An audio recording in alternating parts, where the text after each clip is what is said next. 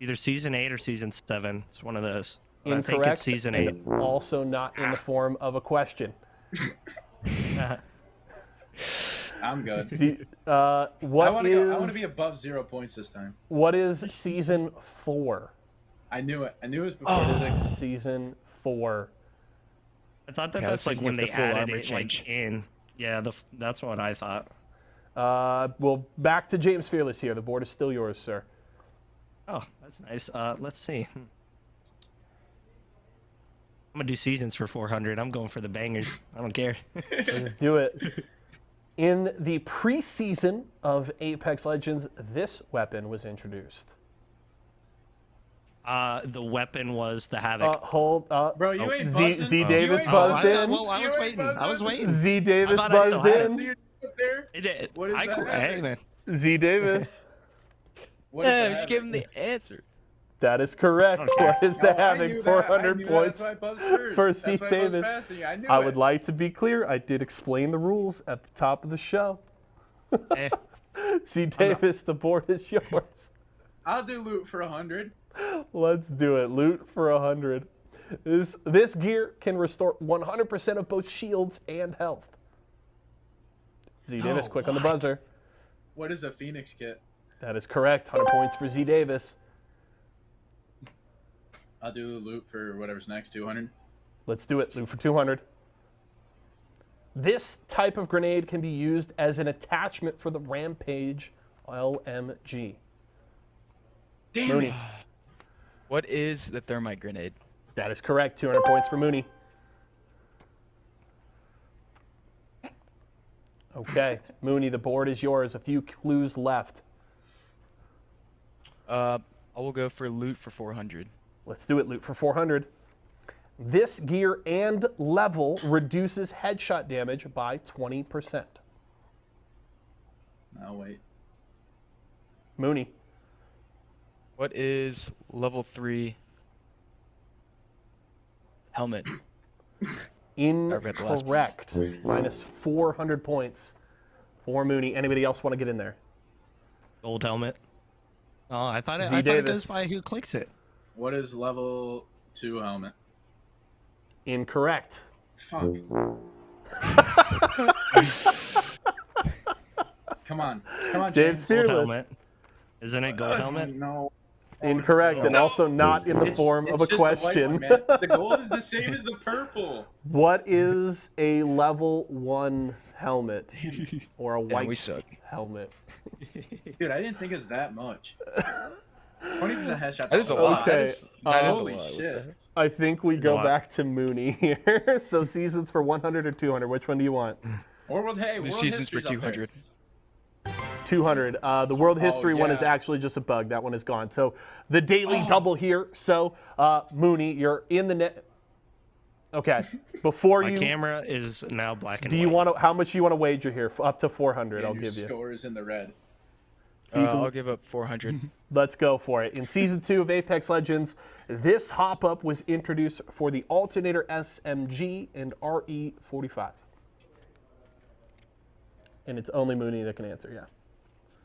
Go ahead, Mooney. Dog. What is disruptors? That is correct. What are disruptor rounds? He didn't even play in that season. This guy Attaboy. cheated. The man I doesn't showed know. him. I mean, what He hop-ups? didn't What know other they were until I hop-ups told are there him. for RE45 and the Alternator? So He doesn't know he got it out of the care package and just thought it was busted or something. All right. The last clue on the board, seasons for 100. Our final clue is James Fearless rolls back to the 50s here in the black and white camera.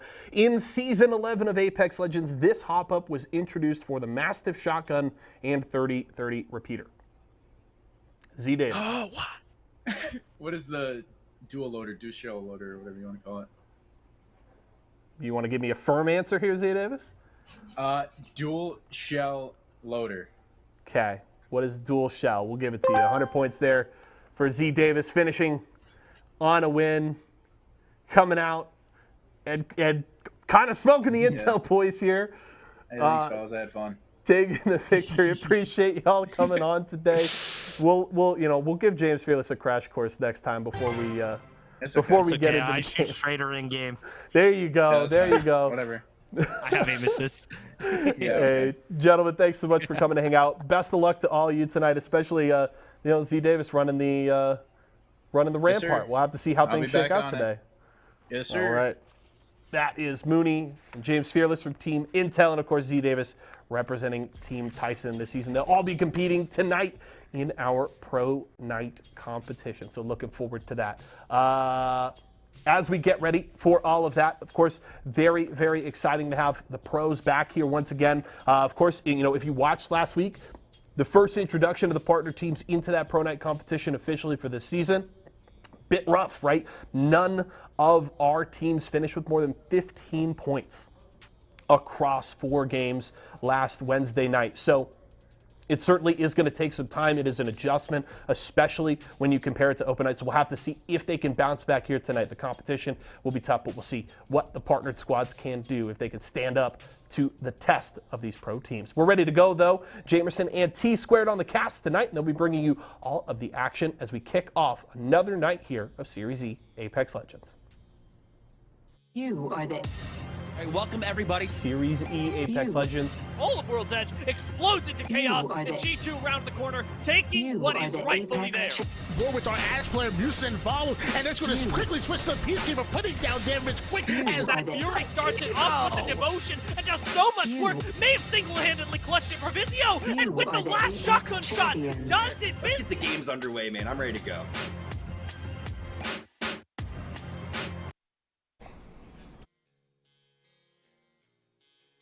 We are in store for another pro night, finally our second of the season. I'm Jamerson, joined once again by Tom, T Squared, Taylor, and we are getting ready, wrapping up for hopefully a full night of pro. Tom, how are you doing today? Doing good, man. I'm excited to see what happens today. I think that we've kind of moved in to a different type of meta, and we got a chance to see that in Rivals yesterday, where almost every single team is running Horizon, Seer, and Valkyrie, and we also saw some potential Valkyrie nerfs that were leaked too. So it's going to be a pretty interesting night. I'm doing well, thanks for asking. I'm excited to see exactly who's going to be coming out slaying today, but one thing's for sure, Z Davis just slayed the heck out of Jeopardy. That guy's a god. Yeah, I mean, I'm trying to remember last time, I think, for Pop-Tarts Week, he ended up with a win with like 100 points. So this time around, kind of, gets a little bit of redemption with over 1,000 points at the very least. Killing the, what is it? I guess the T-Sports category there. Wasn't expecting to see that, and I definitely didn't know some of the answers. But let's talk about what's going on tonight. We got 6 matches taking place, of course. We got 3 matches starting off on World's Edge, and then we'll be moving on over towards Stormpoint. We have $2,000 on the line as well, with $1,200 going to first place and $800 going to second place. And how's it all done? Well, it's ALGS standard points, where placements matter along with kills. We're going to see a lot of teams going for kills, I imagine, today, but of course the placement points matter. 12 points if you end up in the first place in the game, and then all the way down to 15th, which will get you 1 point. Let's go ahead and talk about the teams that'll be competing today, because it is Pro Night, and that's always what we're looking forward to see how our teams, how our partnered squads, along with our Esports Arena squad, kind of shapes up against some of the hardest hitting squads in North America. Not seeing any G2 in here off of the rip, which is pretty interesting, but this is still completely stacked. I believe a couple other teams like TSM missing, but you have Liquid, you have C9, you have 100 Thieves, PvP is going to come in and playing in for Elbrily, which is awesome when you can have a coach and you can, have him come and fill in that type of, instance, sort of like what Hodsick does on Liquid.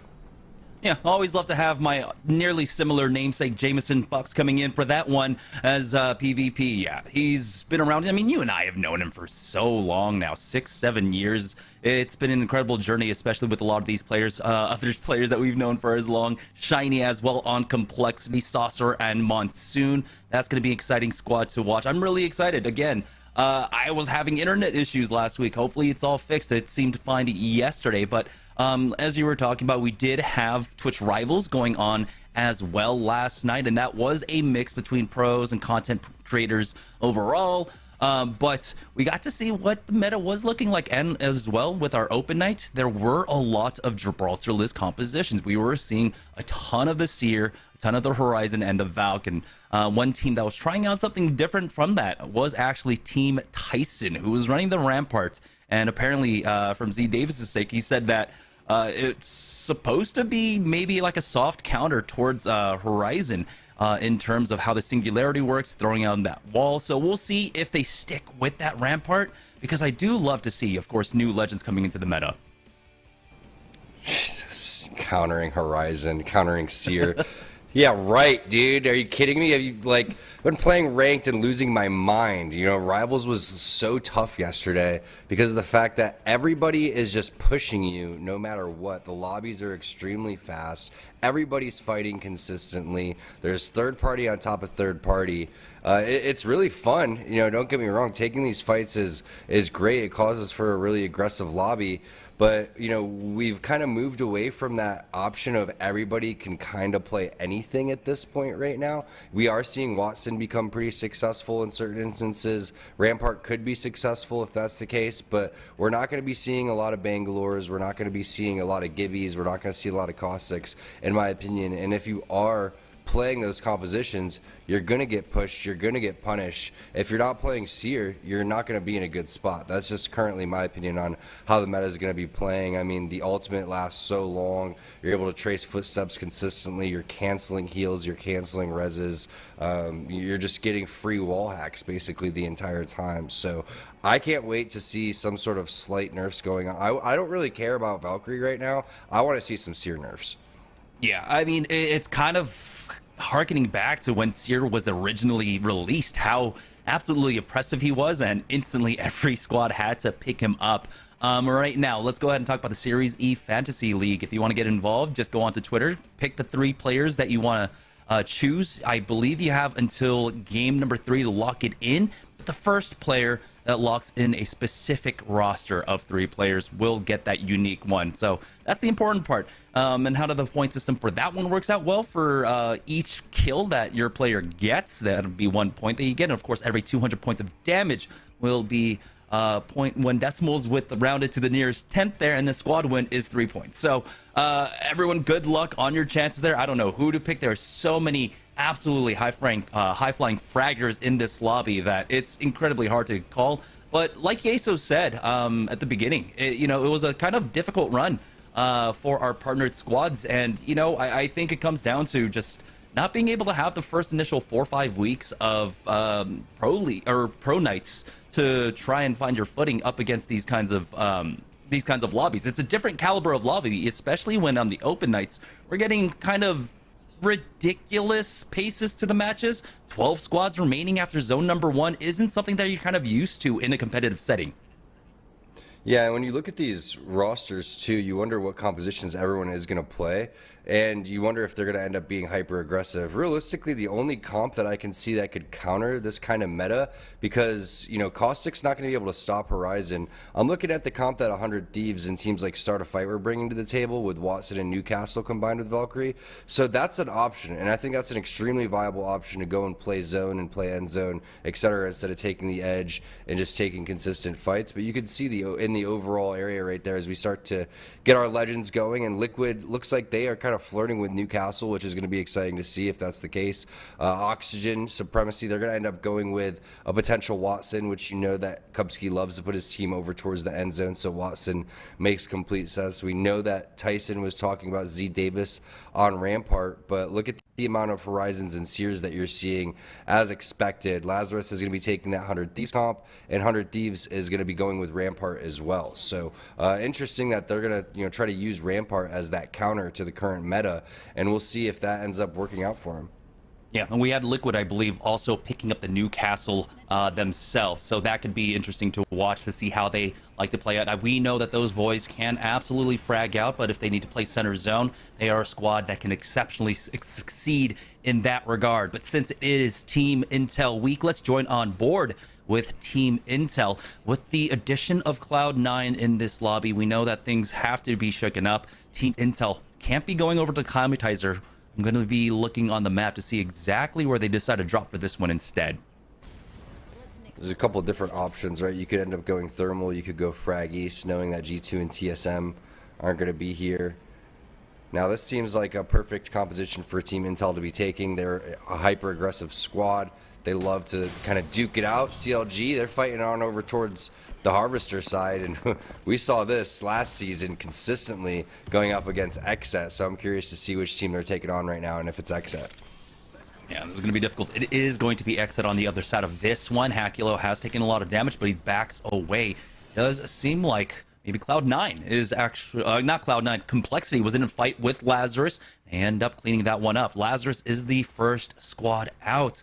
Multiple fights taking place across the board. Kenny goes for that peek, gets some decent damage off, but again, XSET are kind of struggling. They're still sitting on white Evo shields here, and they're contained to the middle portion of Harvester. They are going to go ahead and call it and start backing away. Again, this is one of the things you get to learn when you're CLG and XSET and you're contesting Harvester. You know when you need to start moving, and at 2:30 is typically when they start going over towards the extremities of this area to try and find some extra loot. Yeah, especially because staging is such a fast POI to loot, right? So the fact that you have to get out of there and worry about multiple spots. You can have a team potentially coming from Lava Siphon.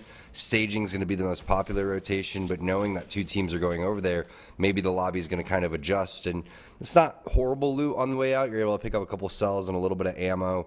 Looking at the zone, it looks like it's going to be a hard pull towards the back of Geysers. So Auction's going to love this, and that's going to work into their composition pretty well. Yeah.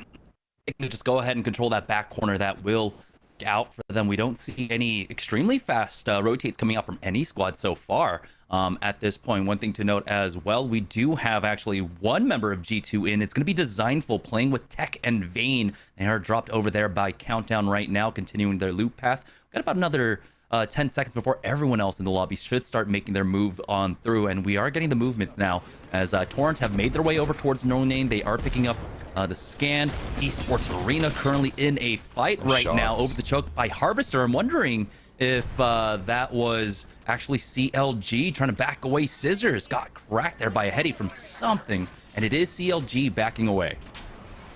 Yeah, nice call, Jamerson. CLG, the team that was obviously fighting that 50-50, trying to find some loot and running around with a Mozambique, right? I mean, is it better than the EVA 8? No one really knows. If you have hammer points, yes, but R9 with not a lot of ammo and Mozam is not really the vibe that you're looking for. It's going to be only close range, and you're not really even close to where you got to be for the zone. As we take a look at what Torrent is up to, maybe the lone crypto RKN in here, and you know, this is a really good counter to Seer because of the EMP that's going to be able to stop a lot of what's going on. And when you're getting in position with Watson's going to be a great counter to that as well. So if any comp is really going to counter anything, I like this comp from Torrent.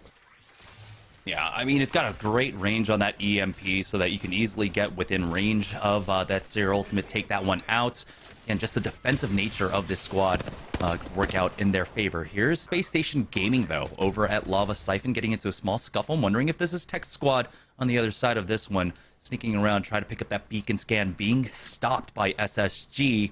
Let's have Zanile. He's got the Hemlock. Not too many bullets behind it, unfortunately, as CLG ends up getting into this fight.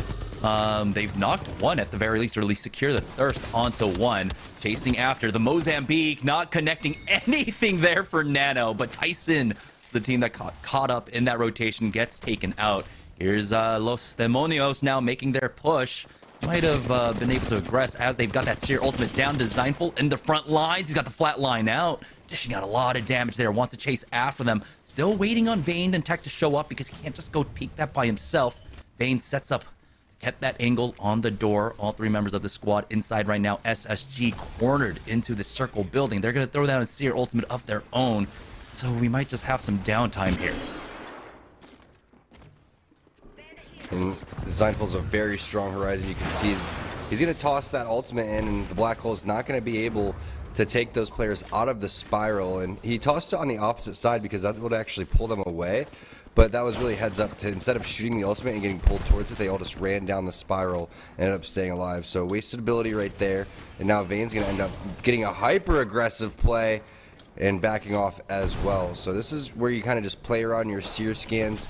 There goes the ultimate coming down from the enemy team, and now you have to take this fight almost immediately, but you are at a huge disadvantage now that they know exactly where you are. Ooh, these PK shots are coming in huge from either side. Vayne is down to about 50 HP, but Tech is still there, covering the doorway, and he does actually have that knockdown shield. Denial has been thirsted off by Tech. He'll get him an armor swap. Urban down to about 5 HP, trying to stick that med kit. He's got to grab, the black hole down, keeping them back. SSG have a moment to go for that full reset, but they are still here as a 2-man for the time being.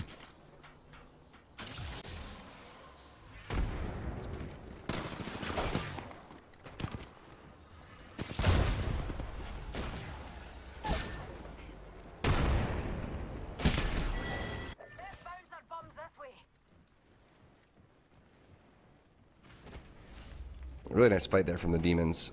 Excuse me, I had myself muted there for a while. Yeah, just woke up, not gonna lie. But I really like that play. Great cue from both the teams. I mean, SSG had the right thought process. They just weren't able to execute fast enough, and Vayne was doing some really great moves with the Valkyrie, going back and forth and in and out. So really impressive stuff from him. All right, we do have 100 Thieves, though, making that rotation into the back corner. But as they land, they are receiving a lot of throwables coming down onto them. That's going to be Torrent trying to force the issue before they can set up with the Newcastle walls. It is down and now. Keon is forced back himself. And I don't know, with only about 100 shots in that 30-30, if you really want to expend that much ammo into those Newcastle shields, or just let them exist there. And it looks like Torrent have decided, we missed our opportunity. There was a small window to try and take advantage of that drop. It's not going to work out for them now. For CLG, though, they are going to be playing inside of the tunnel just to the north of Geyser here. As we join on board with Excedrin, they are taking super late rotations through the ring right now, still inside of Tree. You might have spotted one team actually making the rotation into launch site right now, trying to get some pokes. They've got to be careful themselves as the ring is ticking away at them. Of course, they have plenty of time to heal up, so maybe this is just some poking and prodding. It looks like they're going to take a pit stop here to use the replicator, which is something they're desperately going to need because the medkits are going to be in short order very soon.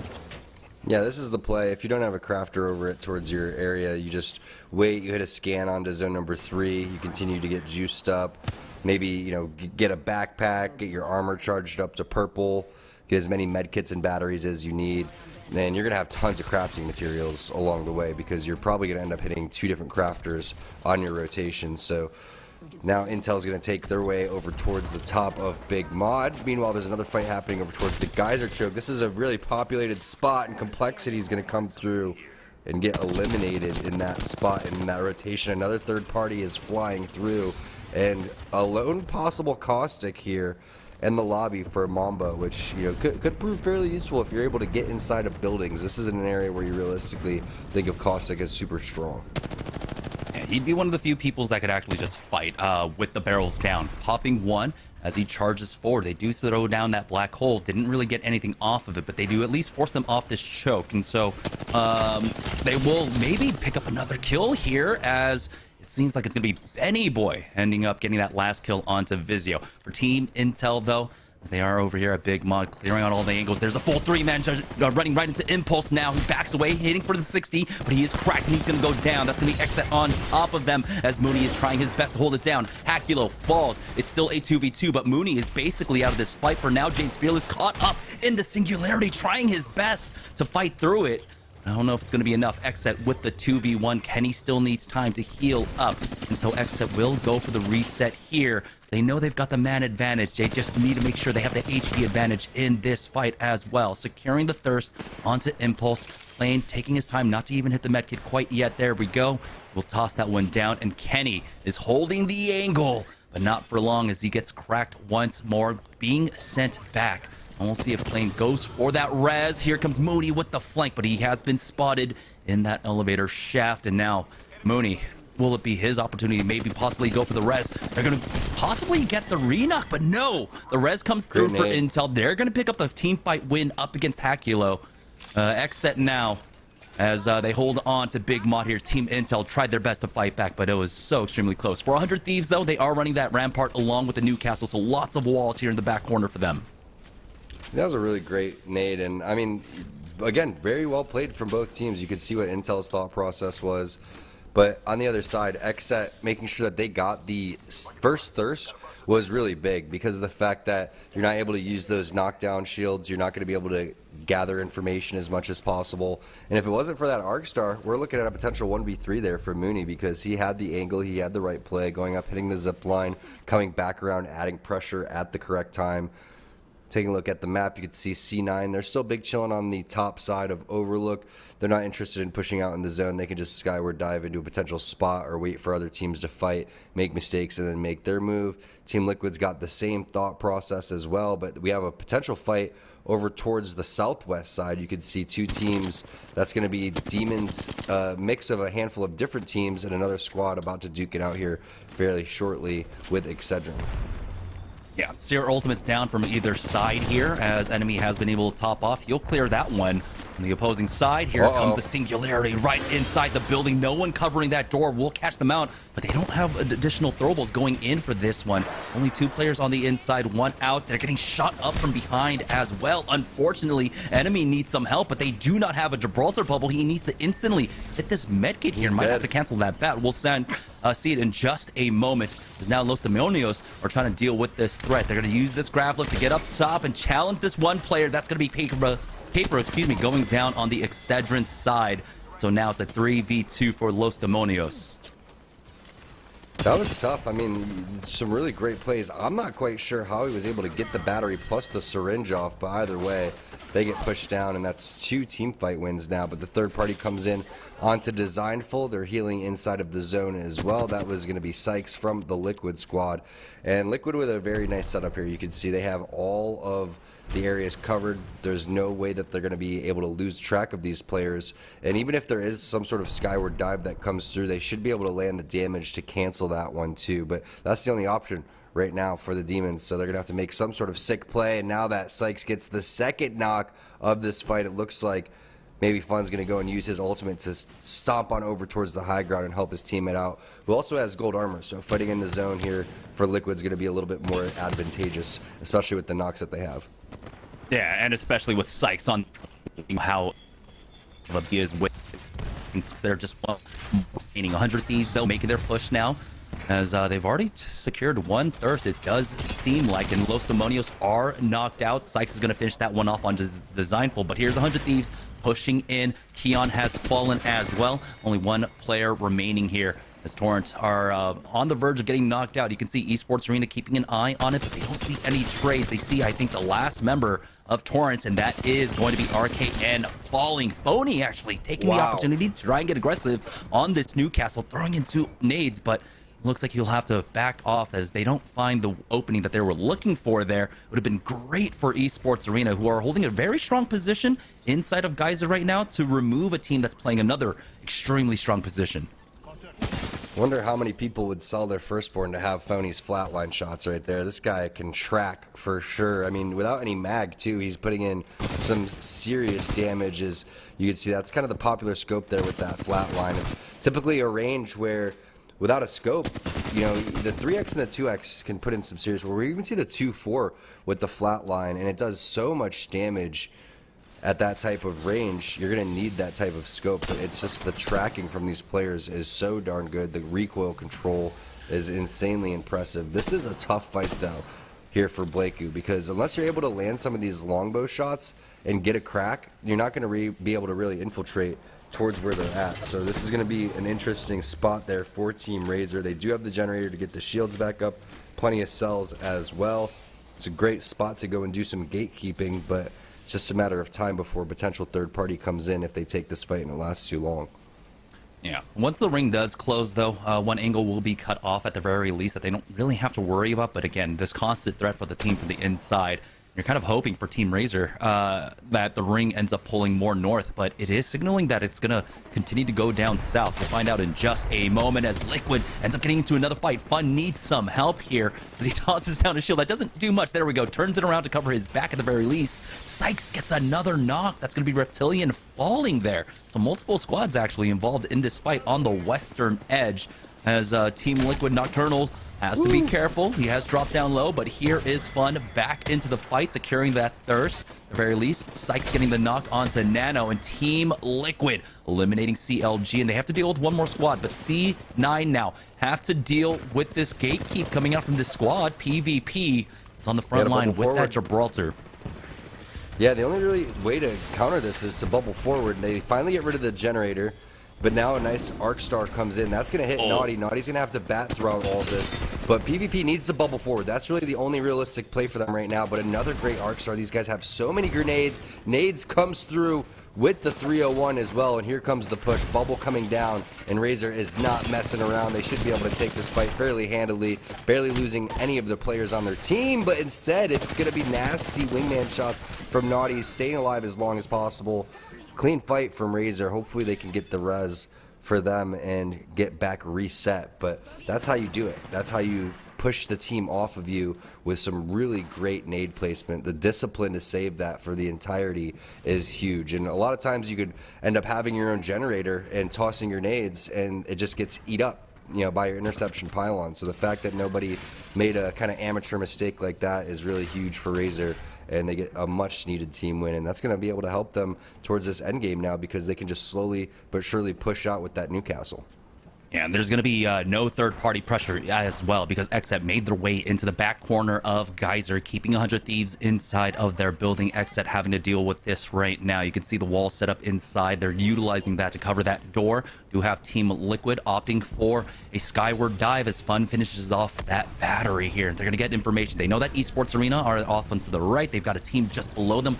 And the Geyser, they're going to try and get the back corner here, but they don't see the scans onto XSET quite yet, and there it is. Mid-air, they see all three members are in there, and they're going to try to go into this building, but this is going to be difficult because I believe 100 Thieves are still in here, so they're going to have to coexist with them, but I don't think they're going to allow that to happen. Fun gets down that Newcastle wall in time, but he does ultimately go down, and that is not the character you want to fall. He's the one that has the passive that helps you go for the reses, but the nades are going right on top of Team Liquid right now. 100 Thieves trying to apply pressure, but throughout all this, they also have to worry about XSET coming up behind them. Super minor mistake right there from Team Liquid, not to pop the Watson alt Excel prior to that, and now the push is going to come in, and this is just a masterful wall right there. Liquid ends up going down. Tough break. I mean, the door ended up snapping behind them, which gave the angle for once the Newcastle ult went down. But the lack of the interception pylon ended up really coming back to bite Liquid, because that was their only chance of resetting, to be able to get that down, set up some extra fences, and then go try to reset. And that was virtually impossible based on the situation that they put themselves in. Nice try from Liquid, but still just really, really minor misplay from them. But another great play from our teams here in this lobby, as Esports Arena has been looking really strong. I mean, they've been, you saw the rotation over towards the choke area when they were fighting against CLG. Shots from Phony were looking fantastic. The rotation over here towards this spot is really good too, but now the play has to be made, and this is probably the most important rotation of the game for them, because of the fact that the zone pulls away. And whoever is stuck inside of the small building over towards the Geyser side, they did a great job of predicting where this zone is, and they're going to be rewarded with a definite top 3 situation. Esports Arena getting a quick top off on that loot, but and they are still going to have to move forward with this one as they peek on out. Phony has been cracked. He's going to hit that bat for the time being. But yeah, the large majority of our squads alive are basically in this half of the map right now. You got XSET, 100 Thieves, we had Esports Arena, and now XSET haven't been able to deal with 100 Thieves, and they still have a team ahead of them in that rotation. Razor should be able to sneak in from that northern edge and find a nice little corner there, as Esports Arena have found a knock onto Messiah, and Scissors will go ahead and finish that one off. 100 Thieves, though, will take their time inside of this building as the zone closes in. They'll peek out in the last moment as Phony ends up getting another knock, and that's going to be Team Nerf now eliminated. We're down to 6 squads. Might have one rat running around here somewhere. We'll find out in just a moment, as Razor have poked their heads out, but they've got to be careful behind them. They do have oxygen there as the missile swarm comes in. The Newcastle walls have been set up for them, along with some of the Rampart walls as well. But Phony now comes on in, gets the spray down. XSET has been eliminated. Razor has lost out on one. Box of Tea is the next one to fall, and it looks like Nades is the only one up, but not for long. It's the final 3 squads. We've got Esports Arena. We've got Oxygen as well. I believe 100 Thieves still surviving off on the edge. What a job from Oxygen Supremacy, showcasing how smart they are at predicting the zones, going on over towards the God spot, potentially getting the res on a Protectful here. Both players desperately need to heal, but this is a great 3-on-3-on-3 situation. Final teams all looking fairly full. The only team that's not healthy quite yet is the team on your screen, and we just switched on over to 100 Thieves to see what they're doing. But interesting that Fortnite goes no build, and then next thing you know, you got 100 Thieves coming out with this comp. And he's got the Sheila as well, so Onmu can absolutely decimate with this LMG. He's got it pulled out now. He's going to try and focus down. Does seem like one squad on the left, while the rest of his squad is dealing with Oxygen on the right. That Arcstar missing, going quite wide as Onmu now goes for the peak, hitting for that flesh damage very shortly. Sheila putting in so much work. He's going to need backup, though. As you can see, the push now coming out from the rest of the squad. 100 Thieves trying their best to hold it down on the edges. These ramparts, the rampart walls, not doing too much for them. It's going to be the Newcastle walls are absolutely helping out, but you can see that Newcastle ultimate coming in, or excuse me, the passive coming in.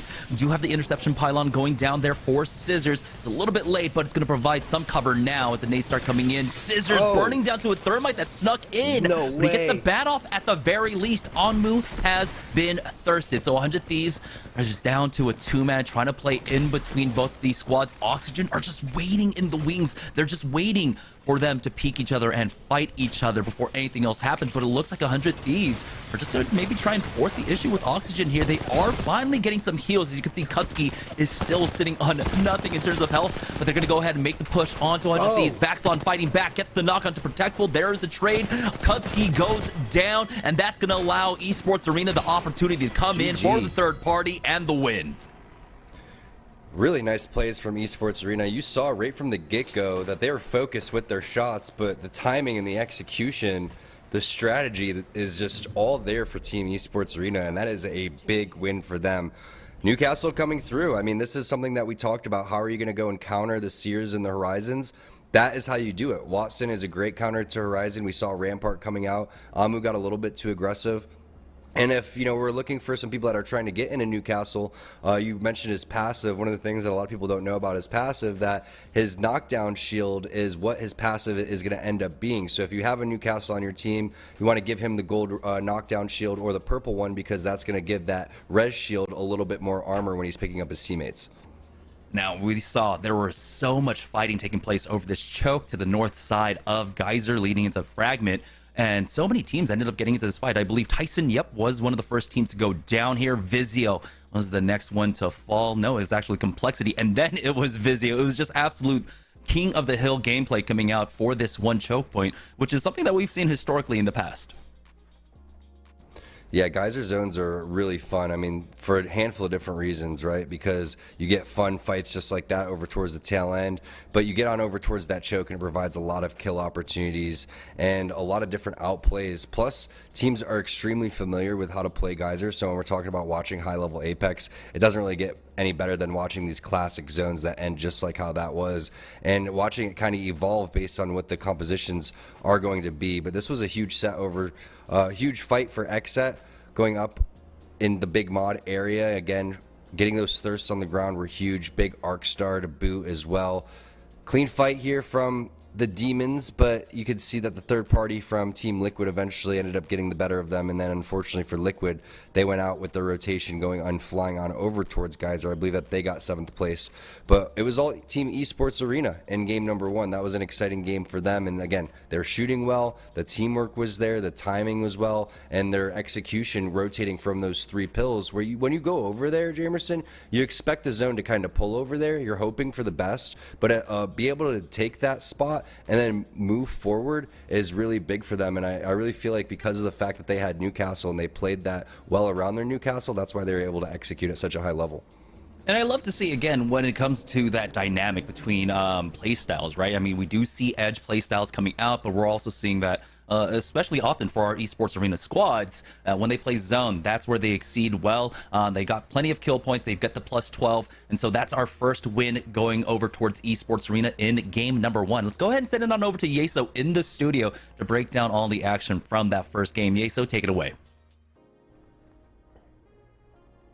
Big fan of that geyser finish, and Team Esports Arena, they come out on top in this one. They did catch a bit of a lucky break. We got a really good look there at Onmu posting up behind one of those blue containers with the Sheila ready to go. And if you were paying attention to the kill feed, cracked shields for all 3 members there of Esports Arena, but very key, was not able to get a knock, and then they pick up the knock in return as Onmu tries to retreat back to his team, and I think that was a very key moment there for Team Esports Arena, because the entire dynamic changes if one of those players goes down. Maybe 100 Thieves elects to push for the fight, and while you do have the Newcastle to go for the res, it's not nearly as safe if a team is trying to kind of full send on you after that first knock. So I think very key there that they just kind of caught a break, that the shields got broken, but nobody got knocked, and they had enough time to get their shields back up, wait for the third-party opportunity when 100 Thieves and Oxygen battled it out, and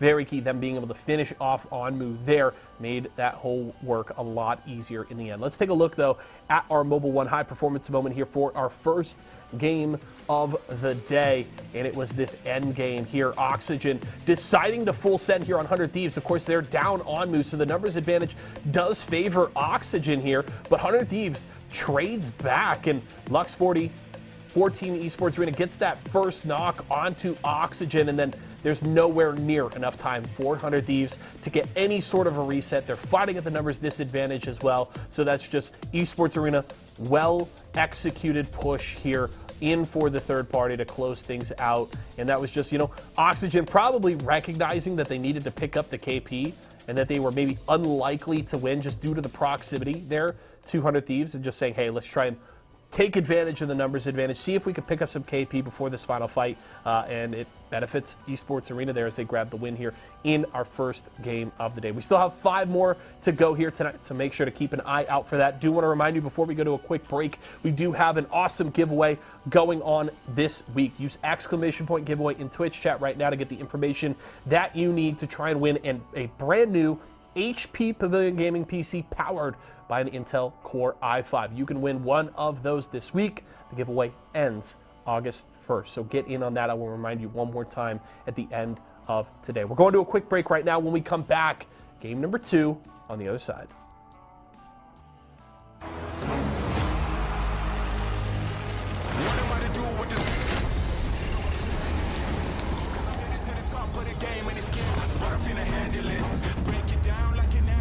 I'll be loading up, they wanna package this. Pray for peace, pacifist, I'm never old enough to give a promise.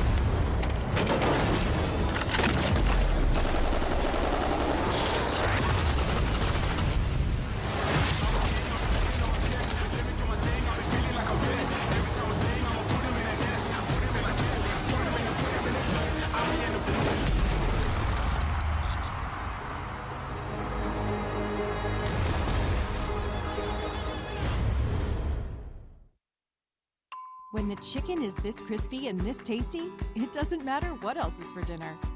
Tyson crispy strips are so delicious, they'll be your favorite part of every meal. More crispy chicken, more family faves, more to love. Tyson.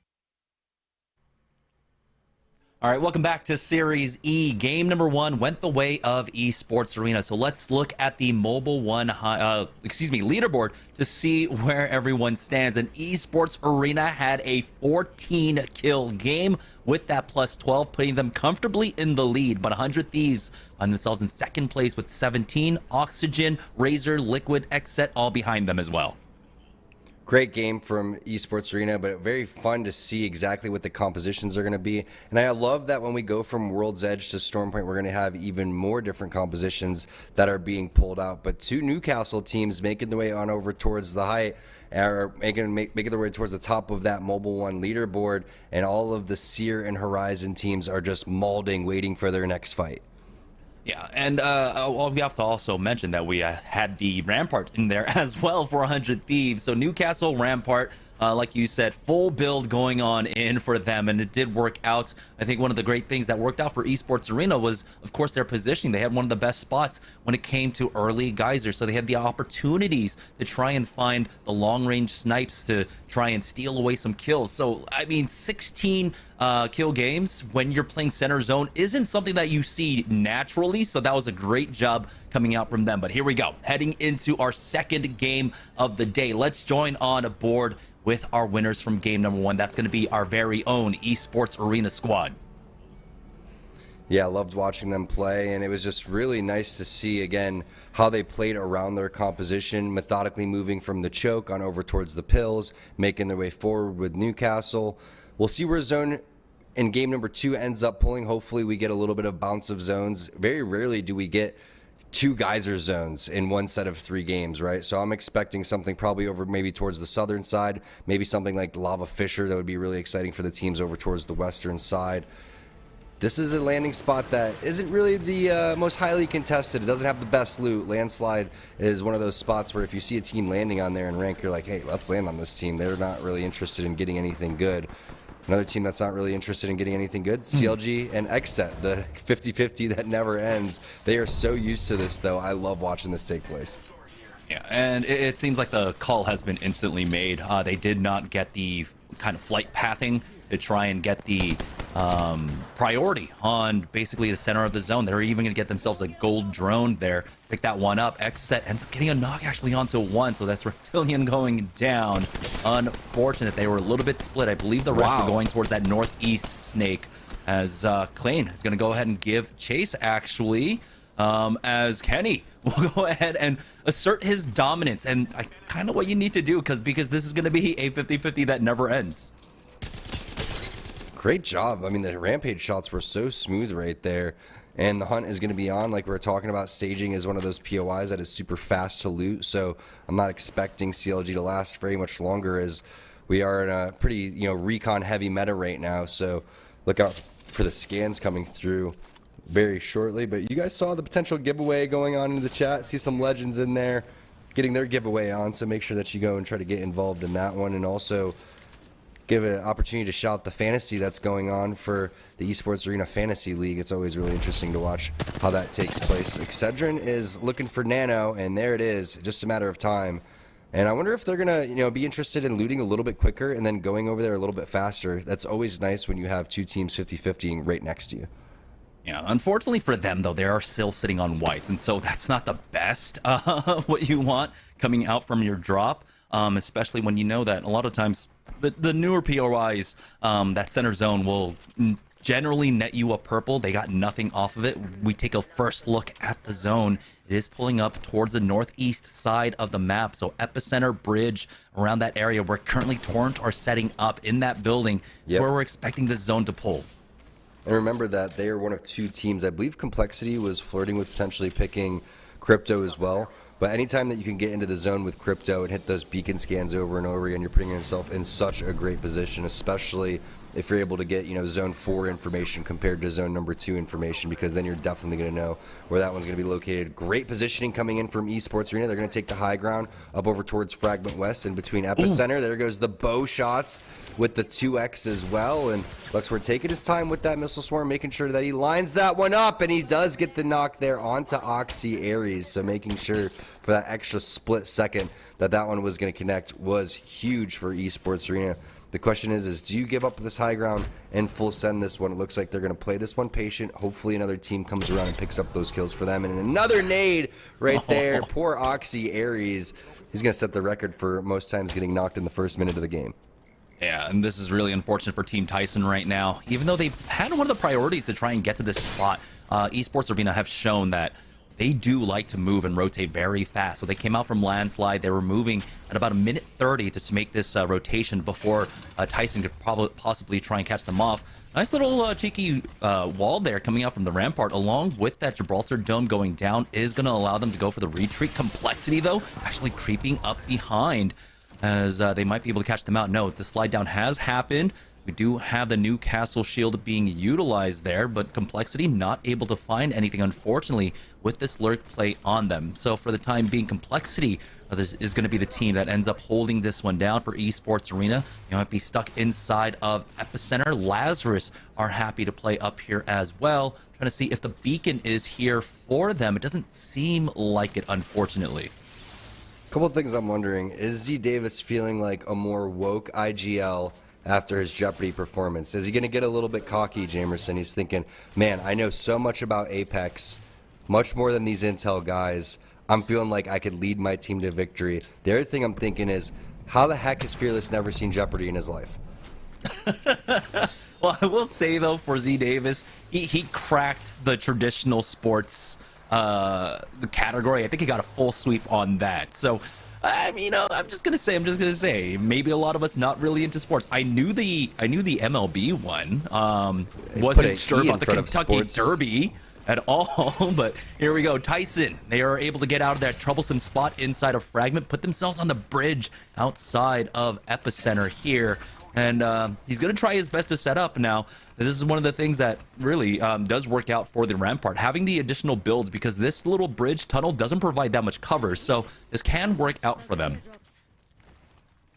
Definitely. And, you know, it's not a bad setup here, right? The Spitfire EVA 8, it's not ideal, but having that 2x is going to provide potential kill opportunities for Z Davis. Main problem that you can see is sitting on gray armors. Plus, Oxyarius has already been knocked twice, so you're going to have to res him almost immediately. Otherwise, he's going to bleed out extremely quick. So this is a great setup for Tyson, but when you're going up against such talented players, as soon as they see that you have gray armor, they're going to fully send on you, basically no matter what, especially in the current meta, because just one seer cancel, boom, you're not going to be able to heal. There goes the knock right there onto Z Davis. It's already happening. Turns comes in with the flush. If we could hop back on to Team Nerf, it looks like they've pushed on to Team Tyson.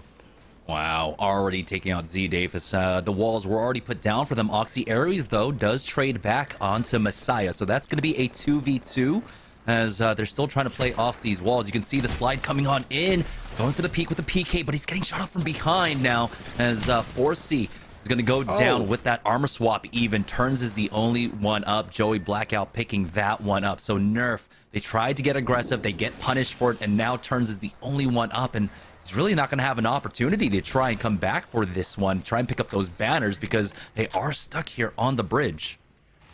And then there goes the charge rifle shots coming through.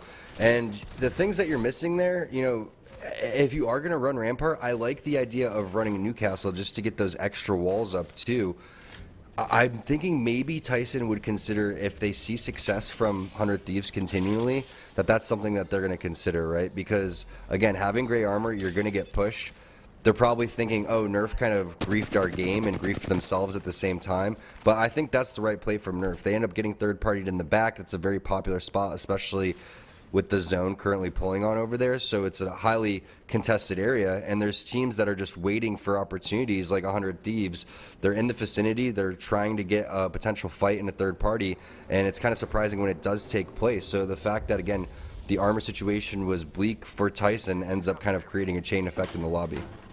And for Vizio here, they're just camping that beacon on Landslide. They'll be able to pick that one up for us.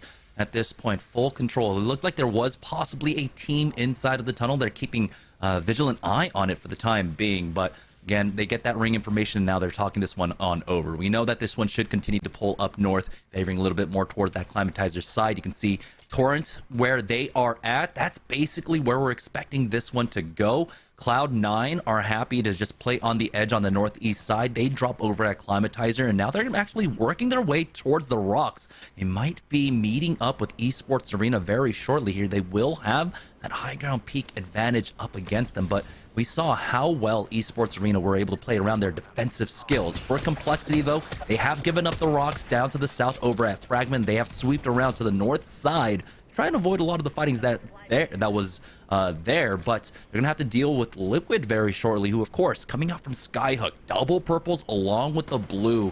Things are looking great for Team Liquid. Something's fishy here, though. Clara shows up in the chat, and all of a sudden C9 starts getting the zone pulling their way. I feel like there could be some collusion going on with the chat right now. for Razor, though they are in a bit of trouble. They are set up defensively. Interception pylon is down, keeping them safe. They've got the walls behind them, and BlakeU turns around in time to take out Horizon. Now it looks like it's going to be a 1v3. Oxygen in trouble as they are getting tagged from all across. They are stuck inside of this valley, basically, so multiple squads have angles down. That is Oxygen knocked out. Razor able to really hunker down and survive inside of this train tunnel, but they are still taking so much damage. They're really going to be relying upon this interception pylon very shortly to start healing up. Great job from BlakeU. He was not letting anybody get away, not even his teammates. Jamerson, you saw he even took a couple shots at nades right there, saying, back up off, man, this is my corner. But this is great practice for Razor. It's a great opportunity to play something that you don't really, get an opportunity to do. And, this is kind of why you see Series E is just such great practice for these players. The meta is constantly changing. You're seeing so many different styles of play coming through. This is a composition that screams aggressiveness, etc. Now coming through with the black hole. You could also see the grenades were not able to connect. The counter comes through, the missile swarms from the enemy team. Great wingman shots, but not able to connect on the second part of that clip. Tyson ends up going out after picking up some reses. That's going to be Team Intel picking up some kills in your kill feed. Then the Seer ultimate is going to come down, and that's going to be start a fight now, coming in with a potential third party. And they are right on top of them here as they are trying to chase them down. Roller's not able to get the angle as Vayne is getting the long-range snipe onto Kimchi Lee. There's the Thirst as well.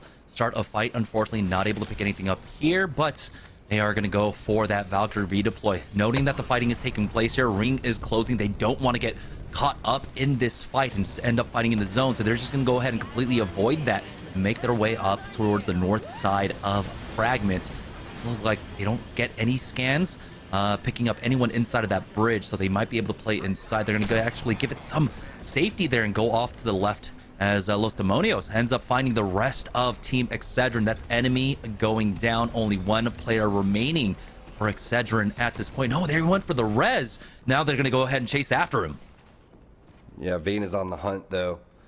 And you can see he's trying to get a little bit closer towards the building, waiting for Tech to come and lay down a scan so they can find out exactly where these players are. Flatline connecting with some big damage, the knock onto Kimchi Lee. And now Excedrin is definitely going to be on the ropes. Crazy challenge from Vayne, but he does open things up for the rest of his team. Doesn't end up going for the bat because he wants to continue to add pressure. That player has queued on over towards the roof area, but this is a 3-on-1 situation that you don't expect them to go and lose. Excedrin going out in 17th place.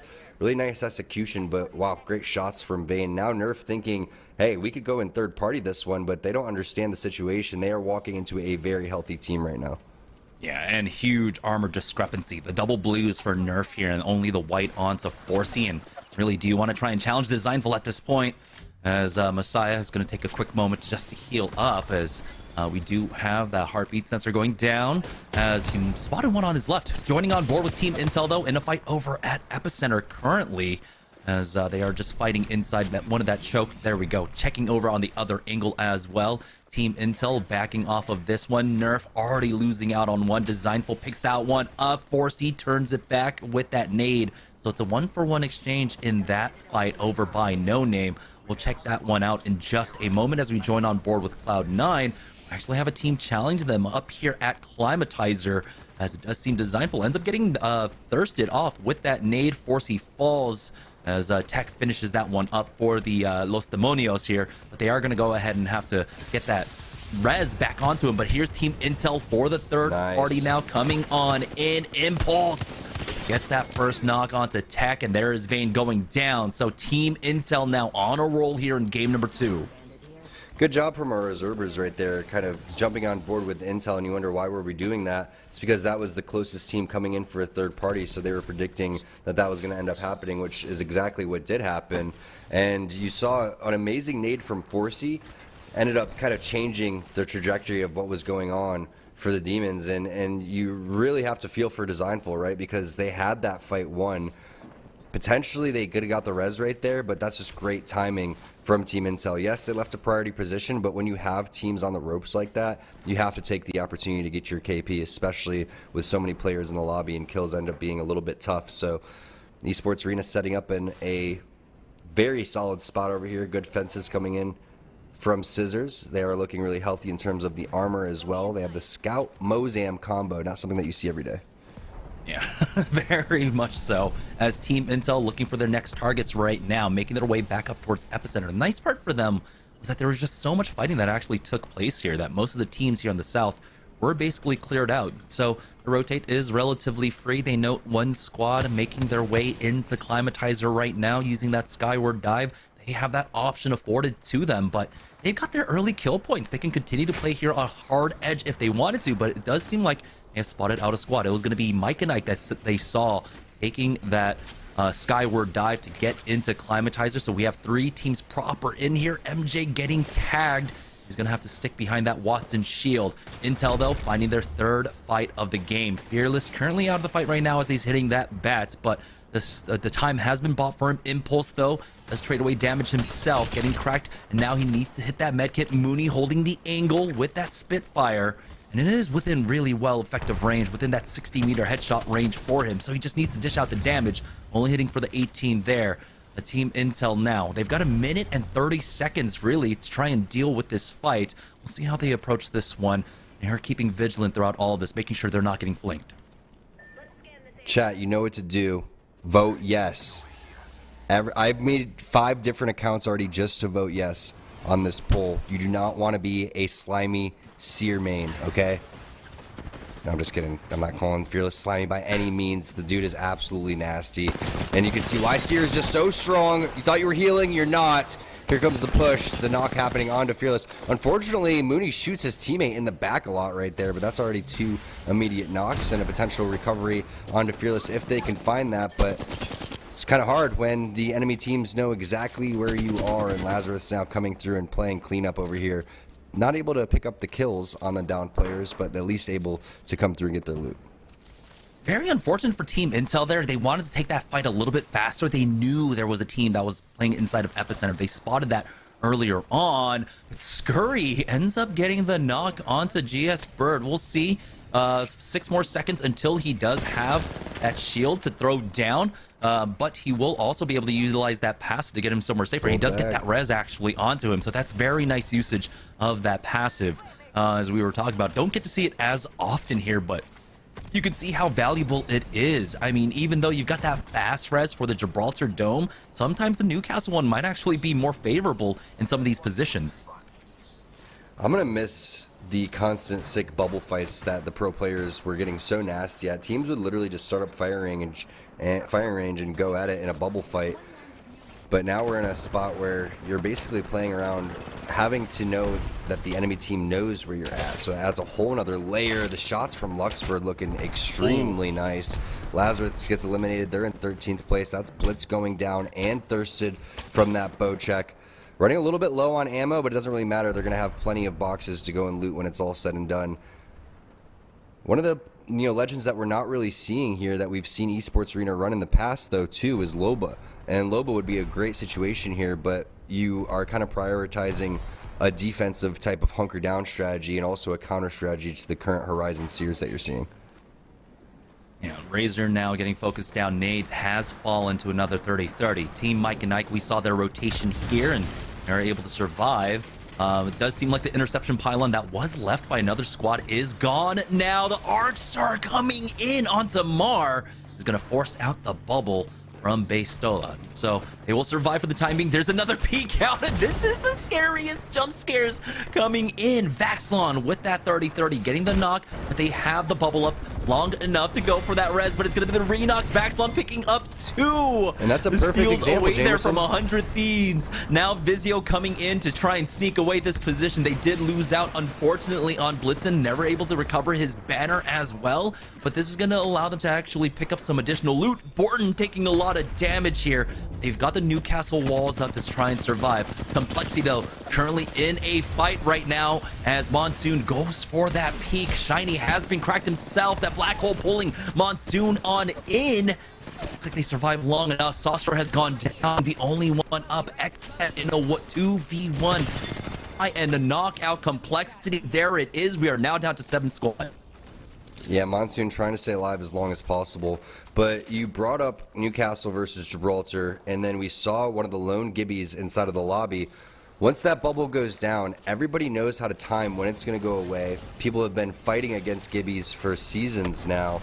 They're not really used to fighting against Newcastle, and Newcastle would have been a perfect legend right there to get them out of dodge. So when you look at what Mike and Ike's doing, doesn't seem like they have their thumb on what needs to be played right now. And, you know, I don't want to just say that one situation kind of shows it, but you're seeing other teams kind of evolving and making some serious changes, and I think that that's exactly what you need to do here in Series E. So I'd love to see Mike and Ike switch it up and go with something a little bit more in line with what the other teams are playing. If you're going to play Horizon, you might as well be playing Seer, and if you're going to be playing Gibby, you might as well be playing Newcastle. So interesting spot for them to be in, tough spot for them to be in. I don't think that really anybody would have been able to get out of that potential spot with the composition that they were going to be running, but we'll see what they do a little bit later. Now Team Liquid, another top 10 performance right here, getting a flush right there onto Kenny. They have the high ground over here, which is a great spot to be in, but eventually they will have to drop. You can see they are not in this zone here, and typically there's a handful of different teams that are going to be playing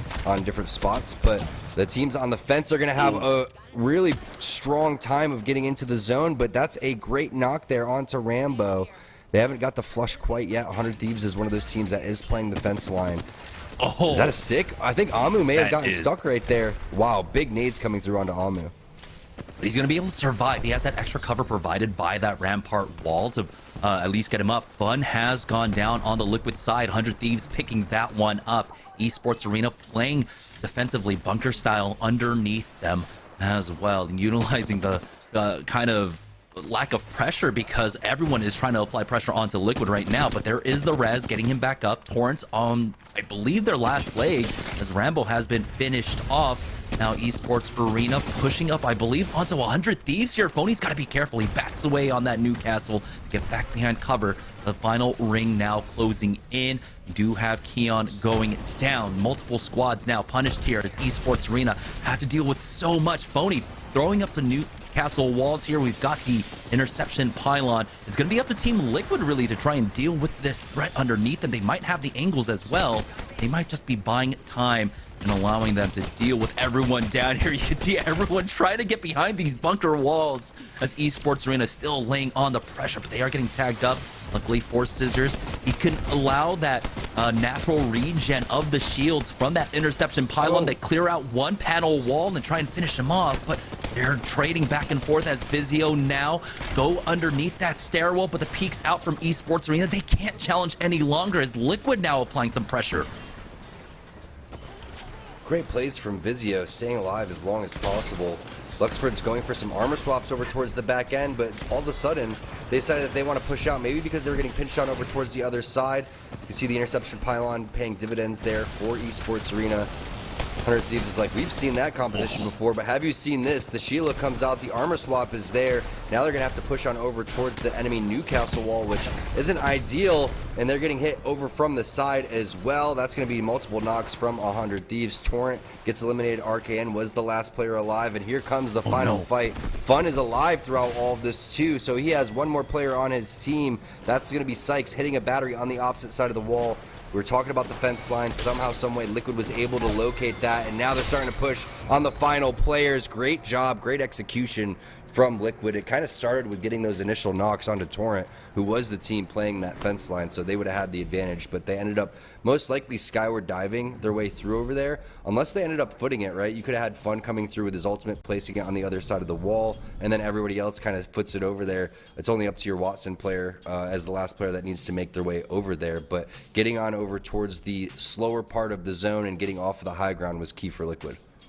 Yeah, I was wondering why that entire time Esports Arena weren't getting shot up from above, and that was because you did see that, we got that quick movement coming out from Liquid, giving up the roof to play that fence line like you mentioned. They were able to get the knocks onto Torrents along the way. They knew that there was no other team that could really challenge them. 100 Thieves getting cornered up there. What a beautiful play coming out from Team Liquid. It was really controlled play and measured play style coming out from them this entire game, but I got to see it again. 100 Thieves making it into another top 2 situation. We are seeing that the Newcastle playstyle is really working out for them. It really is. Over the last few months now. I mean, you got to give credit to these teams that kind of foresaw the way things were going down, right? all of a sudden you see Furia popping off with Horizon, Valkyrie, and Seer. And then teams like 100 Thieves, teams like Liquid said, you know what? What's going to be able to counter that? Bringing Watson back, bringing out Newcastle, legends that, you know, we saw in the original meta, plus a brand new legend, kind of combining forces there with Valkyrie. The question is with potential Valkyrie nerfs, will that continue to be what the compositions are going to see, because of the fact that you're not going to be able to potentially get scans with Valkyrie? We don't know if it's 100% true. It's still just rumors. But if you're not going to have a recon legend, you're not going to really be able to predict where the zones are going to be, and you can't set up as early as teams like Liquid and Esports Arena have been able to do.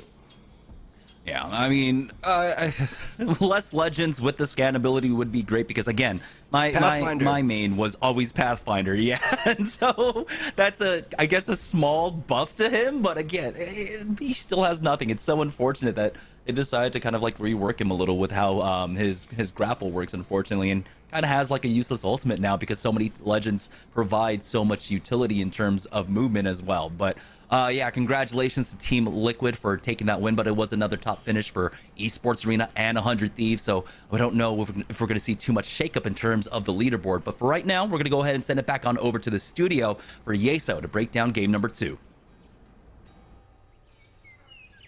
I agree with you there, Jamerson, on your final point. Most likely, Team Esports Arena and 100 Thieves just kind of padding that lead. I imagine Team Esports Arena, I think they'll probably be able to eclipse that 40-point mark here on the Mobile One leaderboard, and certainly 100 Thieves will be right on their tail. The big shift, though, will be Liquid firmly planting themselves up there in the top 5 with a solid win here. You can see their stats on the screen right now. They pick up 12 kills in that one, so a nice 24-point performance here from the squad. Of course, Sykes sliding in here as opposed to the normal Gildersons, and has been performing well. Look at that, 1,500 damage, 4 kills, and 3 assists, and the team looking solid. Also, do have to give credit to Luxford there for Team Esports Arena, picking up some extra KP there at the end. Does end up going down, and Esports Arena finishes in 3rd in that second game, but that, you know,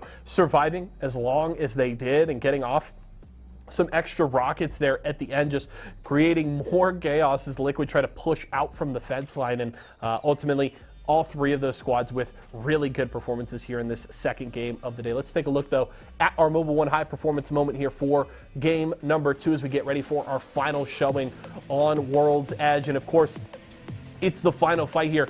Team Esports Arena, they want to push 100 Thieves off of their position there behind the castle wall, and Phony stepping forward aggressively gets punished handily. You can see now it's just Luxford here, the final player alive, hits these rockets on almost every player in the lobby. I think Fun, the only one able to avoid that damage, and it just means everybody's health bars so low here, except for 100 Thieves. Sykes able to get off the battery, and then Sykes and Fun push in.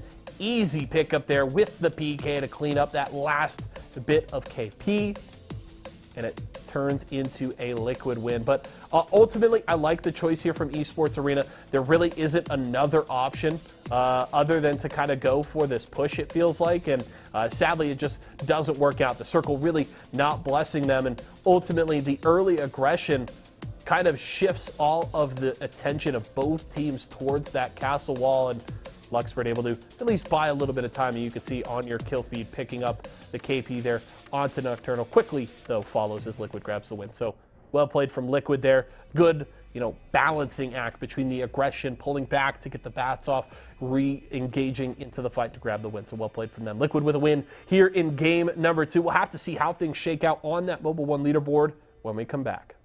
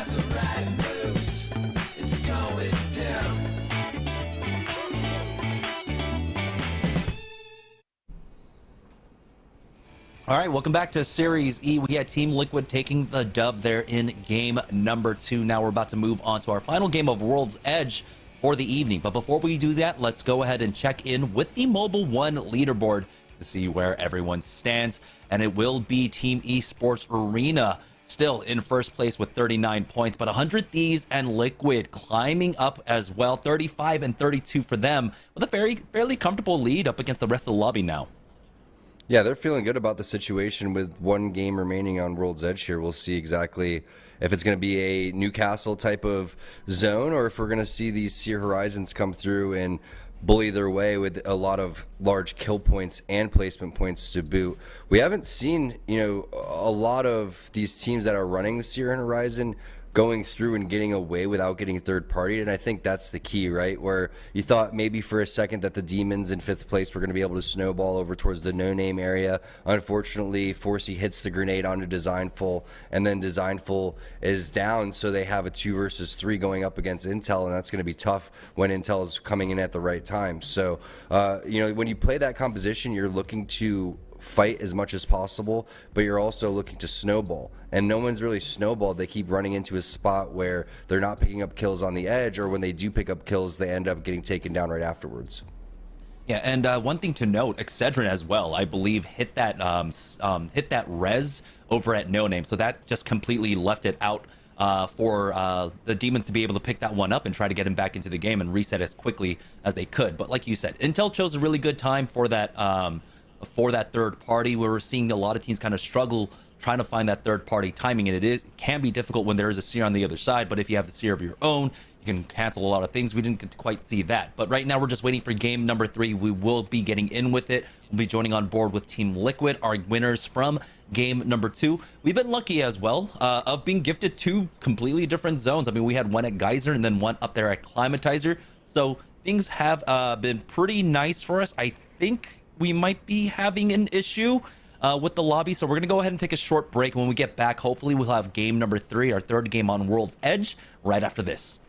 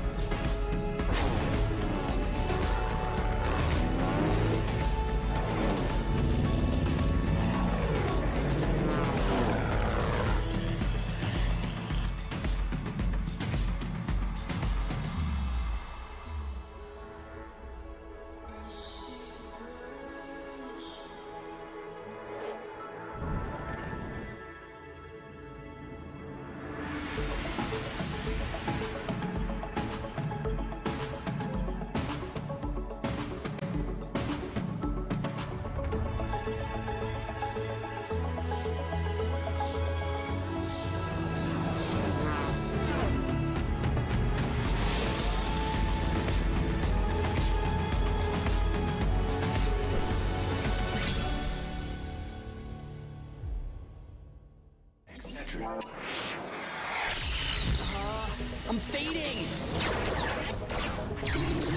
One bad headache can crash your entire game. Excedrin relieves headaches fast. Excedrin, game over for headaches. All right, we do have the remake of game number 3, and we are getting into it. Our final one of Intel Week here on World's Edge, and we are getting straight into the action. Xset versus CLG at Harvester once again. It seemed like there were trades. Nano now chasing after them. There's 2 members on the other side. They've got to be careful. Reptilian has been dropped extremely low as Mamba is trying to spam, hopefully hit anything here, but again, he's going to have to toss down some barrels to provide a little bit of cover. Xset is full and healthy for the most part. Klein is low. Unfortunately for them, because of the nature of this 50-50, people basically just dropping right on top of each other. Don't have as many heals, but Hakulo does have a full purple at the very least, and it looks like Xset are going to get the better of this one. Yeah, you play a Caustic because you want to get towards the end game, right? And you want to set up inside of buildings. You don't really play it assuming that you're going to take this fight immediately, but that's the power of Seer, right? You're going to be able to get the scans over here. You know exactly where this final player is going to be. Just a matter of time before they do drop him. Clay needs to back off so he doesn't go down to the gas, and Mamacita ends up getting dropped, and that is tough. I mean, that's back-to-back situations where Nano was the last guy alive, and it's going to be Xset getting the better of that fight, and 3 completely different zones. You love to go and see it. This one going to be pulling over towards the west-hand side. Going to be going on over towards where that beacon is, so the high ground, that God Rock, also the choke coming up from the southern of Thermal Station are all going to be ideal situations coming out of here. Mike and Ike's going to be happy with that. They should have the scan over towards the donut building as well, so that's the information that they're looking for. As soon as Mars is able to loot over towards the south side and make his way on over towards the island, they should be able to secure that. Now you have to watch out for Vizio rotating over from Tree. They're going to go and most likely either go from the train track area and go on over towards staging against the fence line for where Harvester is, or they're going to make their way over towards the high ground backside of Tree into Thermal and place themselves in a great spot. But that's the rock that you're looking for. If you can get to this rock, you're going to be in a game-winning position, and Esports Arena is already on top of it. Yeah, this is going to be a beautiful position for Esports Arena to play because they can continually basically camp this beacon. While they might not have a Gibraltar Dome, they do have the Newcastle walls that they can put up there to provide safe scans for them. SSG, unfortunately, were just a little bit slow on this rotate. Niles was actually down there inside of the hot springs where he could have actually possibly taken that position up first, but the rest of his squad was a little bit slow on the rotate there, so unfortunately for them, they will not be able to get up there. For Los Demonios, they are chasing after Team Liquid, getting really aggressive on this rotate, actually catching them out. Nocturnal, the first one to fall. Tech is going to go ahead and give chase to them. Nocturnal not able to make it into the building. Fun was still over by Trials, unfortunately, but this is kind of something you have to expect with Tech when it comes to game number 3 on World's Edge of these fast rotations to try and catch out a Skyhook team. For Team Excedrin, though, they are over here, not too far off themselves. But for right now, they do have a team stuck inside. The nades coming in, enemy holding an angle. He does have the rooftop controlled as well. As you can see, Caper and Lee just keeping tabs on that first floor. And you hit the nail on the head, Jamerson. The reason that they had to drop down there from the SSG side is the fact that they didn't get on over towards that building, and that's the second spot. Now, if they could maybe own both of the buildings, that'd be huge, so you don't have to coexist down there. But the big thing is that you mentioned, too, is the beacon that's available there for Team Esports Arena. So not only do they most likely have the zone continually pulling over there, if it does decide to pull away, they're going to have that knowledge and be one of the first teams to know. Plus, they're going to be the closest team to know exactly what's happening. Now we're on board with Intel making their way over towards the choke area. You can see a couple of arc stars are being placed, so they're going to take on over towards the high ground. And this is an opportunity to maybe lay your Seer ult down around the corner. If you're able to, big shots with the Hemlock. This is not the trade that you're looking for if you're Fearless. Fortunately for him, he's able to get out. Yeah, he's going to slide back. I'm wondering if that's Xset caught on the rotation there, but it does seem like both teams are just going to disengage. There is a cargo bot that they can pick up here for some additional golden loot if they want to, but this was actually getting away from them, so they're going to lose out on that for the time being. It is still zone number 1 closing. There's plenty of time for them to actually pick that one up. Mooney hitting up the ultimate cell, canceling that one actually. And so they might just hoof this one here as they push forward. Denial ends up getting the kill onto Nano. So it does seem like CLG were able to get some extra players back into this one. Maybe hitting that respawn beacon down by the hot springs. But unfortunately for CLG, things are just getting worse and worse for them as the game goes on. Now it's probably getting more and more angry too. Nothing's worse than just being dropped in over and over again with gray armor and nothing and dying without being able to put up some sort of fight. But it is the right play. You got to try to get your teammates back into this one. Holy damage right there. CLG finally gets eliminated. They are the first squad to be taken down. Like you mentioned, it was Reptilian going and getting that original. Oh, you wanted to get the res off? Well, not too bad. It gets canceled, and we also know exactly where you're going. That's going to be Fearless now, the last guy live on Team Intel.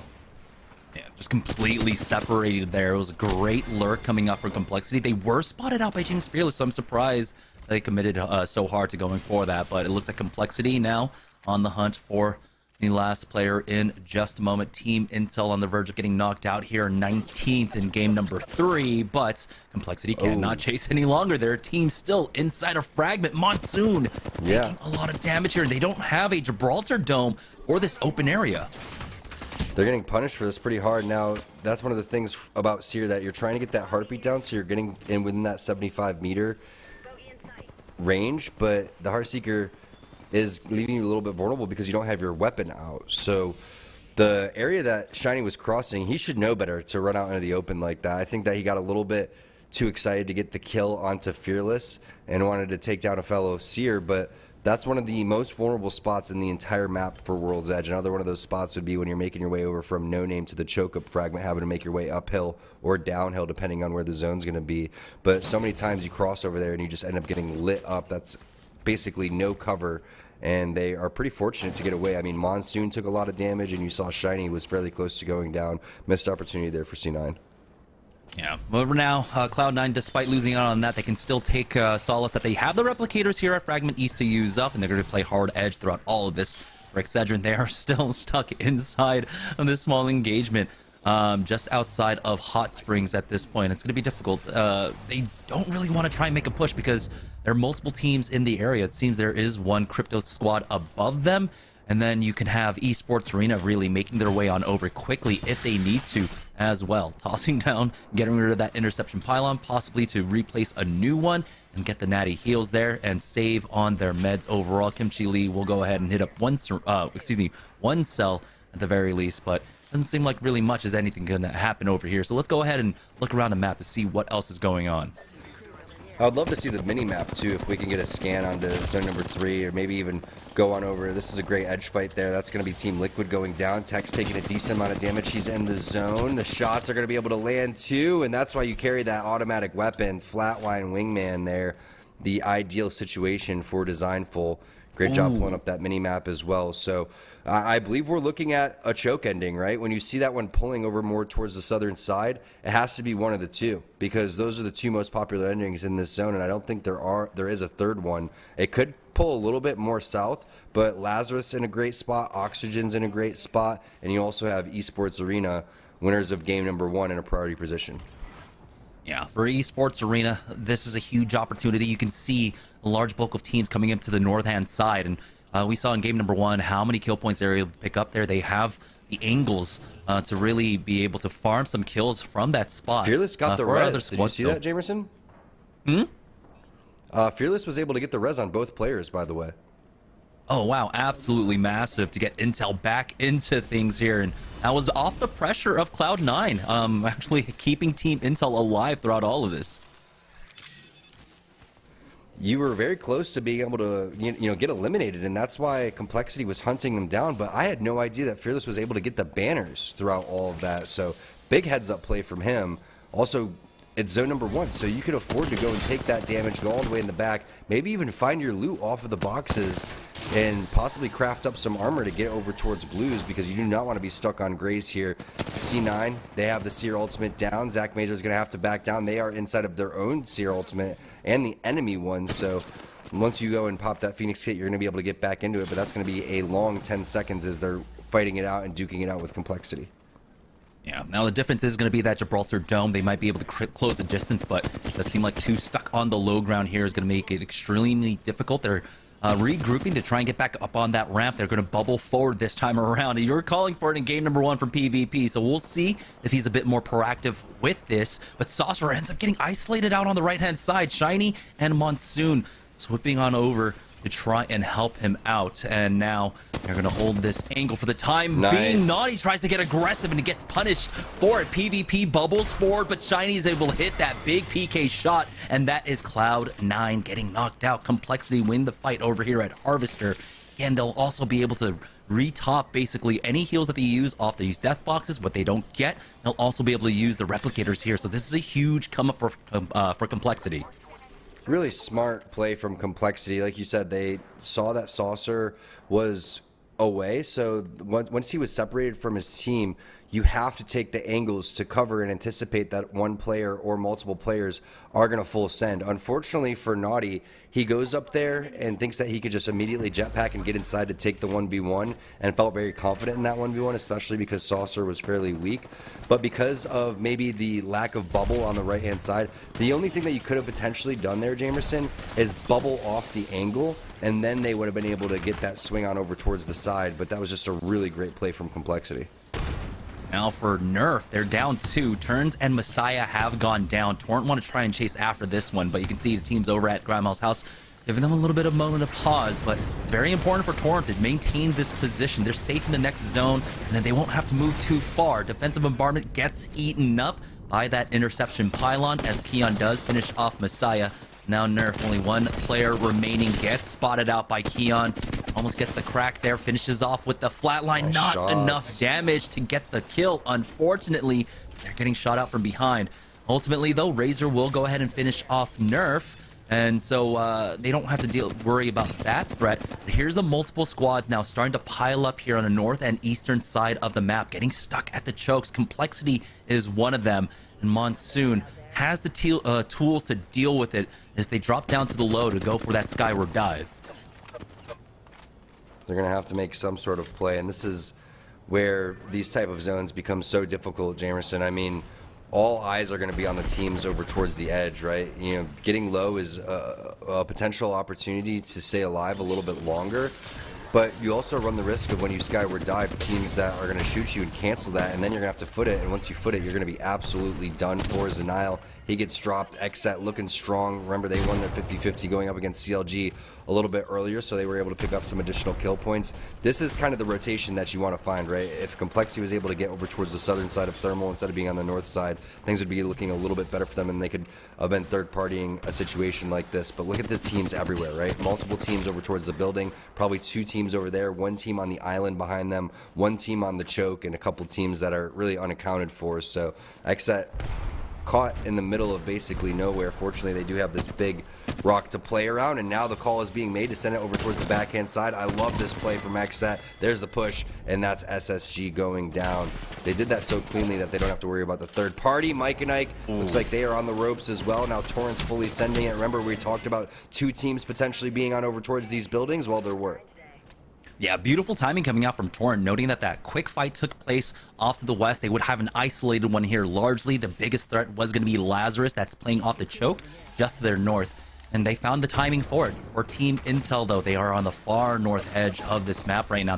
This might be Los Demonios, and it is designed full with that wingman taking out James Fearless. No problem whatsoever. Impulse is going to call in, not even hitting that bat. He's they weak. need to get out of here as they've got no time. Zone's going to be closing in as well. So Los Demonios now are going to be the gatekeepers here on the north side. Never mind. They're going for that skyward dive themselves. It's going to be very risky. We know that there are a ton of teams currently inside of Hot Springs right now. There's even a team playing off the train tracks there. So we'll see if they can find a nice landing spot for themselves. But you can see so many zones being controlled right now. Underneath the building seems like the potential play here over towards the Doritos side, right? Looked like one player was only located in the Doritos, so they may continue to full send over towards that side. Tech gets dropped. Designful is going to go back. Let's get into that fight if we can, because we're just on board with both of those teams. That's a priority position, and multiple teams inside of that fight. Designful finding 2 knocks there with the flatline too, so it looks like they were able to potentially bully their way into that Dorito building. 400 Thieves, they are just hunkering outside of that building. Here's Complexity making their next push. You got that Seer ultimate down as Shiny now pushes forward. Los Demonios about to get finished off in just a moment.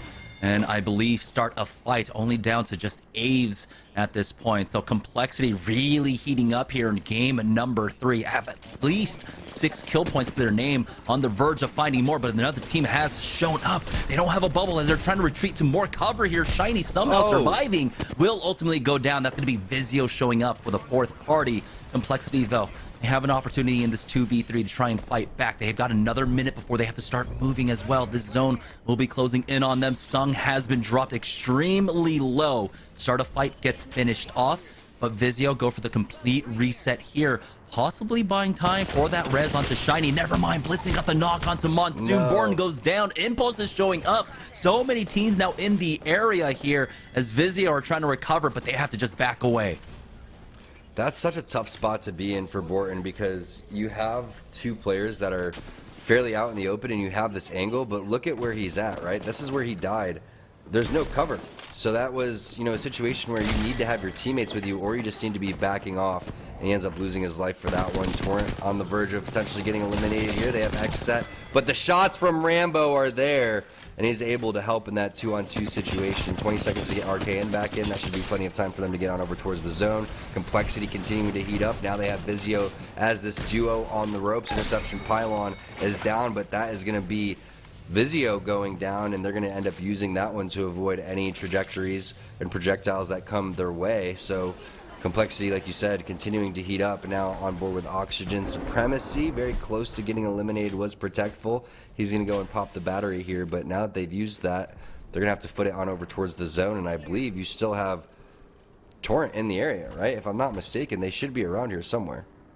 Just off to the west, as you can see that their desperate need for that interception pylon, even though he was only 13% off and having that ultimate, he was hitting up that ultimate Excel, as now Torrent are coming in. Kupski has gone down, and here are the nades. That's why you needed the interception pylon, the missile swarm as well. Oxygen has been eliminated. Here comes Excedrin, though, looking for a 3rd party. Possible timing to catch them off guard. Wow. There's the crack from Kimchi Lee as Keon does go down. Quick armor swap possibly, as Excedrin still trying to apply pressure here, but the zone is pressuring them as well. Unfortunately, now this angle has been cut off. They're going to drop down to the low. They don't get all the kills off of Torrent, but they at least alleviate some of the pressure here on the south side, and the zone ends up pulling towards them. You got Lazarus up to the north as well, and now Torrent just trying their best to survive as Excedrin are continually trying to lay down the pressure. The interception pylon has been thrown down for them.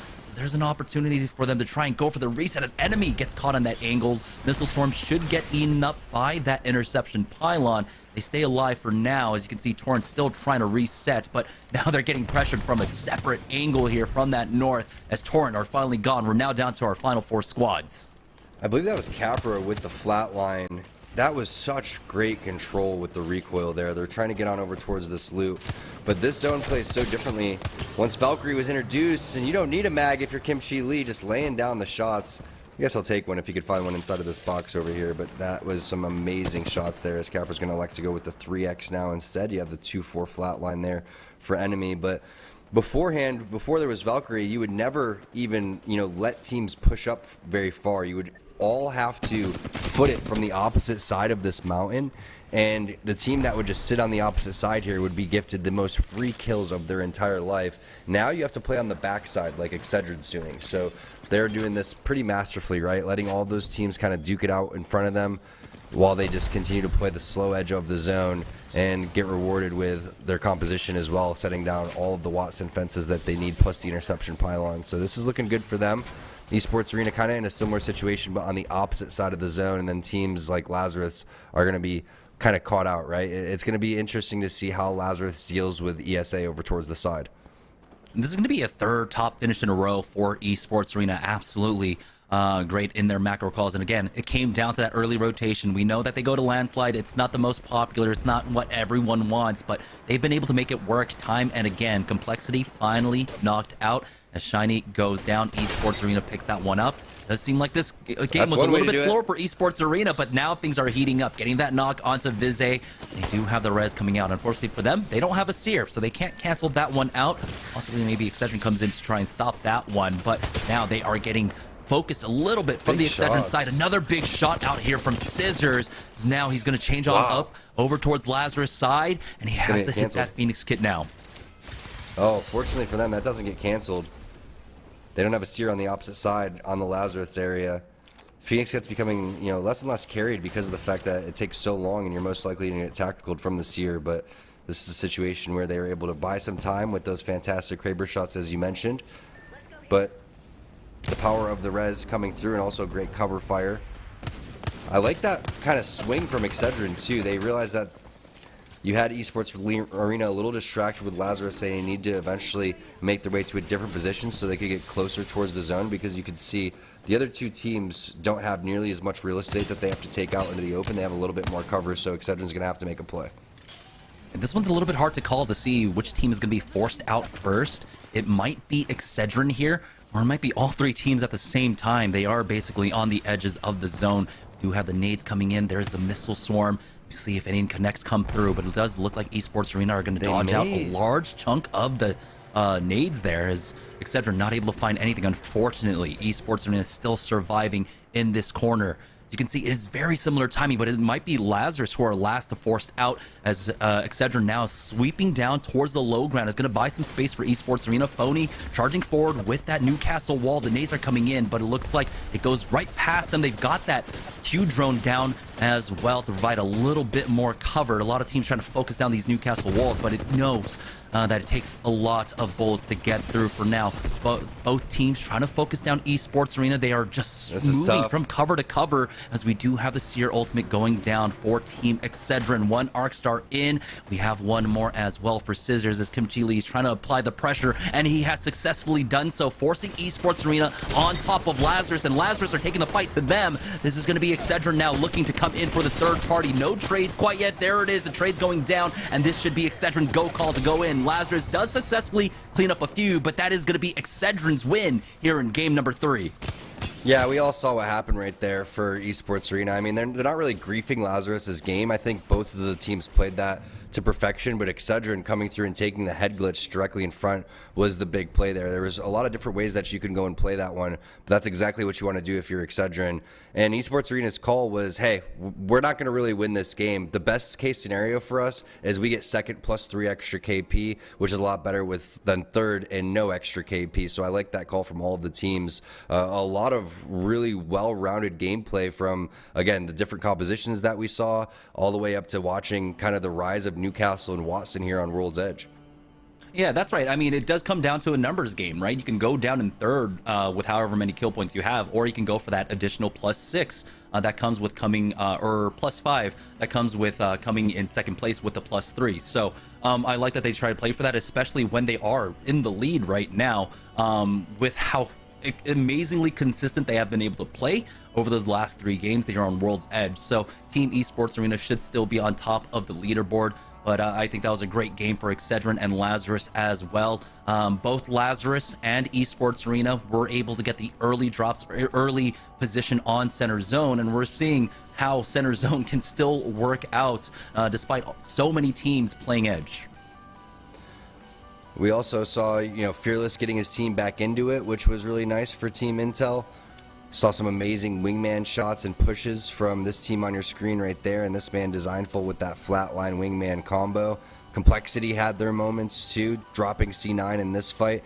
Again, that bubble was a little bit late. The push was a little bit early there. The timing slightly off for C9, and again, Complexity is such a talented team that they're able to capitalize on this type of situation. But this is the side of the mountain that you don't really want to be on, right? I mean, you saw what happened with Esports Arena and Lazarus. It's all about getting over towards that backhand side, which Excedrin was able to do, clearing out all those teams from the southern side, and then picking up a decent amount of kill points along the way. So a really well fought game from all of our teams. Everyone's playing at an extremely high level. You could see the tracking. The level of play that we've seen from Season 4 into Season 5, Jamerson, plus the meta changes, I feel like we're in kind of like the craziest time in Apex Legends that we've ever seen with how fast the game's evolving. Yeah, absolutely insane. We've also got Season 3, or Year 3 coming up as well. Lots of new changes for that. More regions, or actually more countries that are now eligible to play. 5 million in prizing overall was just announced, so super excited for that. Again, a lot of esports, I gotta say, it comes down to the kind of support you also give in Tier 2, Tier 3, and so I'm so glad that we get to do what we do here at Series E. Right now, though, before we hit the half, we're going to go ahead and send it on over to Yeso to break down game number 3 for us. So, Yeso, take it away. Excedrin there with a nice victory to close out our first half of action here today. We're done with World's Edge. We will head to Storm Point in Game 4, and that's Excedrin following up one of their best performances of the season. If you were here last night, they had 88 points and a first-place finish on open night, and now coming into tonight in this tougher lobby, being able to pick up a win here in Game 3 has got to be huge for their confidence. Of course, when you look at the overall standings in Series E right now, Intel does sit in first place, but with Excedrin's performance last night, they have chased them down and only sat 18 points back coming into tonight's competition, and this win may change that even further. They pick up 7 kills here, so a 19-point game from Excedrin. Enemy and Kim Chi Lee leading the way there, and it was really a two-man performance here because Capra just the 400 damage, or no kills or assists, but Kim Chi Lee and Enemy showing up, cleaning up in that final circle, and well played from them. And also it really feels like the story of the first half was Team Esports Arena. 3 top 3 finishes here, with of course one of those being a win. They sit on the top of the leaderboard for a reason, and they should likely stay there going into Game 4. Let's take a look though at our Mobile One high performance moment here for our final game on World's Edge. And no surprise here, we're headed to these late circles, and Torrent, who's been looking solid tonight. Of course, Rambo, if you watched the ALGS Championship, coming off of an incredible performance, subbing in for GMT, he's been looking really damn good. Also, you know, important to note, finished second in Twitch Rivals yesterday, playing with a good friend of ours here at Esports Arena, Messiah, and Tifa Jesse, if memory serves. And Rambo just beaming here, got that car and the triple take, sliding in here for the finish behind the truck, not missing at all. So Torrent's got an absolute beamer on the squad there with Rambo, who's been looking damn good here over the last couple of months. Before we go to a quick break, do want to tell you about a little something new we are doing at Esports Arena locations all around the country, and it's called PvE. Now, we know some of you like to compete in these big, long tournaments, 3 or 4 hours playing through a gauntlet of a bracket and things like that, but other folks don't quite have as much time. You want esports competition in more bite-sized pieces? Well, PvE provides just that. You can go to your local esports arena today and compete for over thousands of dollars a week. We've got multiple different leaderboards across a range of different games like Apex Legends, Valorant, Aim Labs, Super Smash Bros. Ultimate Home Run Derby, Mario Kart, and more. We're switching up the games and the modes every single week. All you have to do is go in, purchase some tokens, use those tokens to enter in the different leaderboards, and then just put up your best scores. You can also keep track of your scores in the leaderboards overall at our YouTube channel 24/7. So use exclamation point locations in Twitch chat right now to find an esports arena near you, and you can go out and compete in PvE today. Again, thousands of dollars in prizing, all kinds of goodies you can win and more. So make sure to head out there and compete today. We're gonna go to a quick break right now. When we come back though, we're headed to the beaches of Storm Point. Jamerson and T Squared will have a look at our Mobile One leaderboard and get you ready for Game 4 when we come back. Listen up, esports should be for everyone. That's why Esports Arena's launched our own tournament series called Player vs. Everyone, where you get to compete at multiple different titles, multiple different locations, whenever you want. Just watch this and check it out. I believe we have the best Apex Legends PvE player. Oh, I think he's supposed to break in the record. Best Apex Legends player in Scottsdale, Arizona. Whoa, whoa, Tyler, hold up a second. We got someone out here in Salt Lake about to smash the record. What'd I tell you? Salt Lake City every time. PvE has something for everyone. Here in Miami, we absolutely crush it at Mario Kart. Come to the final part. Oh, there we go. And that's going to be the top score for the day. See if you can beat that on the leaderboard. The day's not over yet, Luke. Here at Esports Arena Cincinnati, we have somebody who's going to beat the Mario Kart record. So close. But the good news is you can always try again. That's PvE in a nutshell. So find your nearest esports arena, because it could be you atop the leaderboard. See you later.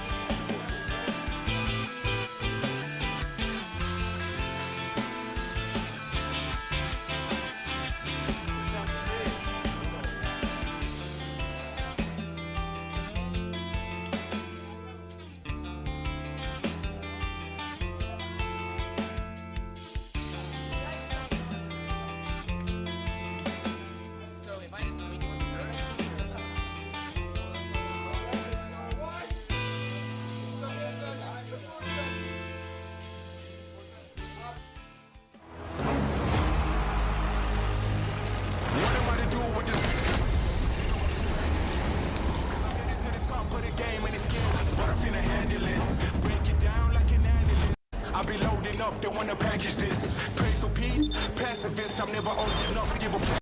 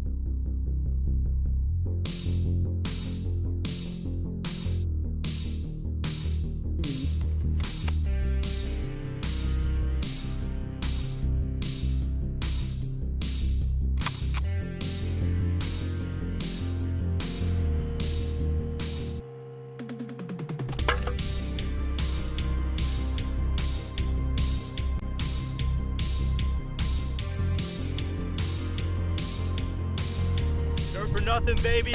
Let's get in there.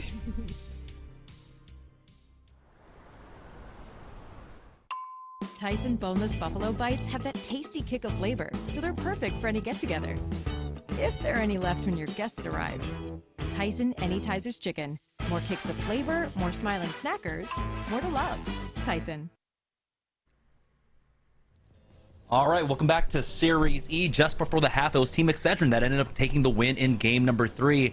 Now let's go ahead and look directly at the Mobile One leaderboard to see where everyone stands at Esports Arena. 3 games in a row, top finishes at 52 points. They have a 14-point lead over 100 Thieves, and Team Liquid now are in 3rd place with 33. But the rest of the lobby still have a lot of ground to make up, and it's going to be difficult because we are moving on now to Storm Point for our next 3 games, Tom. It's going to be difficult, but if anything, Jamerson, you would think that if you weren't successful on World's Edge, you can't wait to get off World's Edge and go on over towards Storm Point, where it's going to be a little bit different in terms of what we see composition-wise. Now, it makes you wonder, right? Is Newcastle and Watson still going to be a vibe with Valkyrie? Are we still going to see some Ramparts over here? What about Crypto? We saw only a couple of Caustics, maybe only one, and then maybe 2 Gibbies overall as we see Esports Arena with a potential 50-50. Scissors is coming through swinging snipe down style, and that is onto, I believe, that is going to be Pat, which is Hundreds, playing on Patshin. So nice job from both teams getting a knock over here. It looks like this is going to be a potential fence res, and why not? You only have a Mozambique, so I like this play getting Phony back in. Yeah, start a fight not able to recover Patchin quite yet either, so I'm glad we found out who that is, if it is Hundreds. And so it's going to be the 3v2 over here at Thunderwatch, unfortunately. But again, he only has a Mozam, so maybe it'll be enough. A nice Thermite tick down onto 1 at the very least, but they're still in a numbers disadvantage as Torrent is facing off against Razor as well.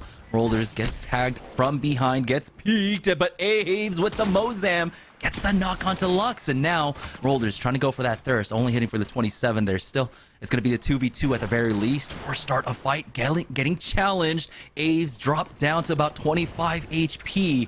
Want to see the rest of the members come in as Aves goes down for the challenge. Scissors picks that one up, and now Rollers by himself cannot fight up against this 3v1. Esports Arena, our lobby leaders, still alive in this game.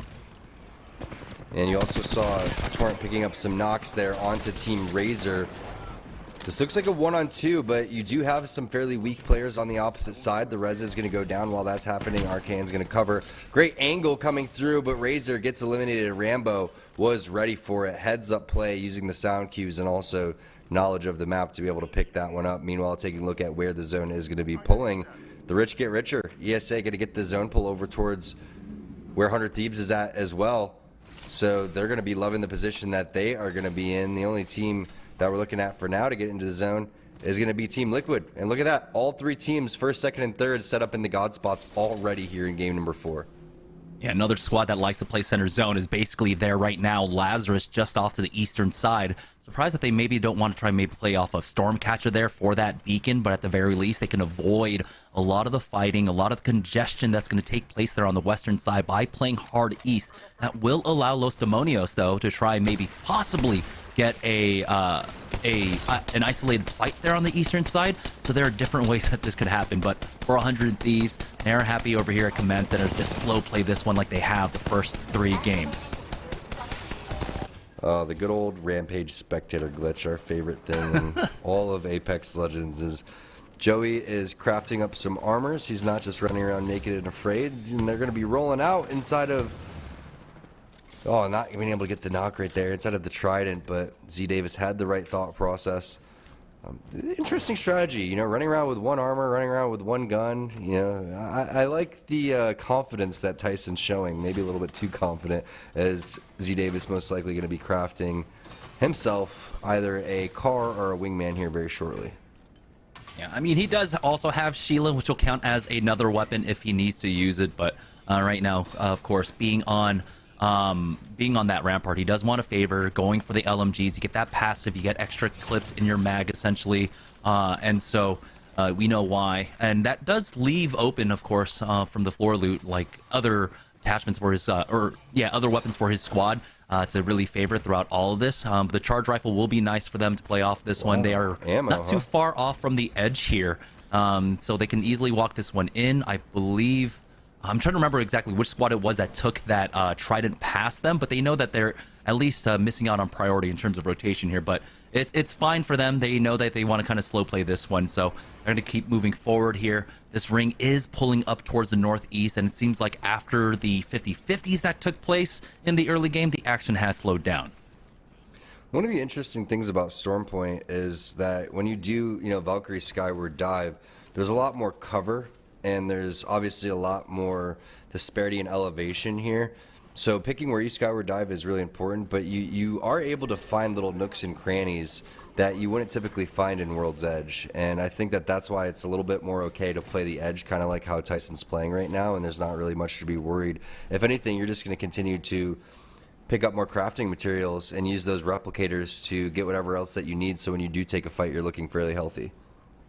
Yeah, Vizio. They're making their way up towards Thunderwatch. We know that there were multiple squads up there. They also have to worry about possibly 100 Thieves in the area for now, but it looks like they're not meeting too much resistance as they are climbing up this hill. For Team Torrent, though, not too far away, just to the west of where we just saw our squad, our Vizio squad. Maybe there's an opportunity to try and catch them out, but for the time being, they're taking their time to hit up all of the PvE elements to farm up the shield. They've already got double purples. I'd like to see Rambo getting the most focus on that damage for it, and because he is the only one without a purple, damage. and it's going to be Team Esports Arena up here on Thunderwatch. Yeah, taking up on over towards the high ground too. Now, Spitfire PK, not really the ideal situation here. I'd be interested to see what the other weapons are. If we could cycle through Luxford and Phony, that'd be great to see if they have any type of presence for long range. If not, they basically just need to kind of be scouting without over challenging. So it's going to be Luxford as the one player that's going to be able to lay down this long range with the bow check. So that's big. He has the 3x on that one, and you also have a Sentinel in hand. So they do have 2 legends here out of the 3 that are going to be able to put down the poke, which is going to help make sure that they do secure this without being pushed. Yeah, and we've seen how strong our Newcastles can play with the walls that they build up to just farm up damage. For Team Tyson, they're just underneath Stormcatcher right now, setting up with Z Davis, so they have made their rotation on up to get into center zone, and they know where the second ring is going at the very least, but they're going to have to be careful in how they play this one. You can see, yeah, catching the flanks, making sure they're not getting caught out. They've got the rampart walls at the very least to cover this for the time being, but Z Davis getting kind of aggressive there, going down the stairwell.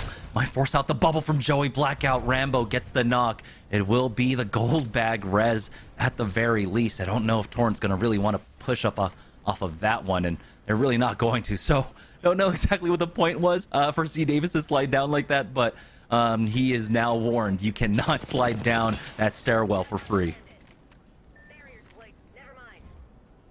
Yeah, saved by Joey, but this is tough, man. He's using his last 2 cells here, Jamerson.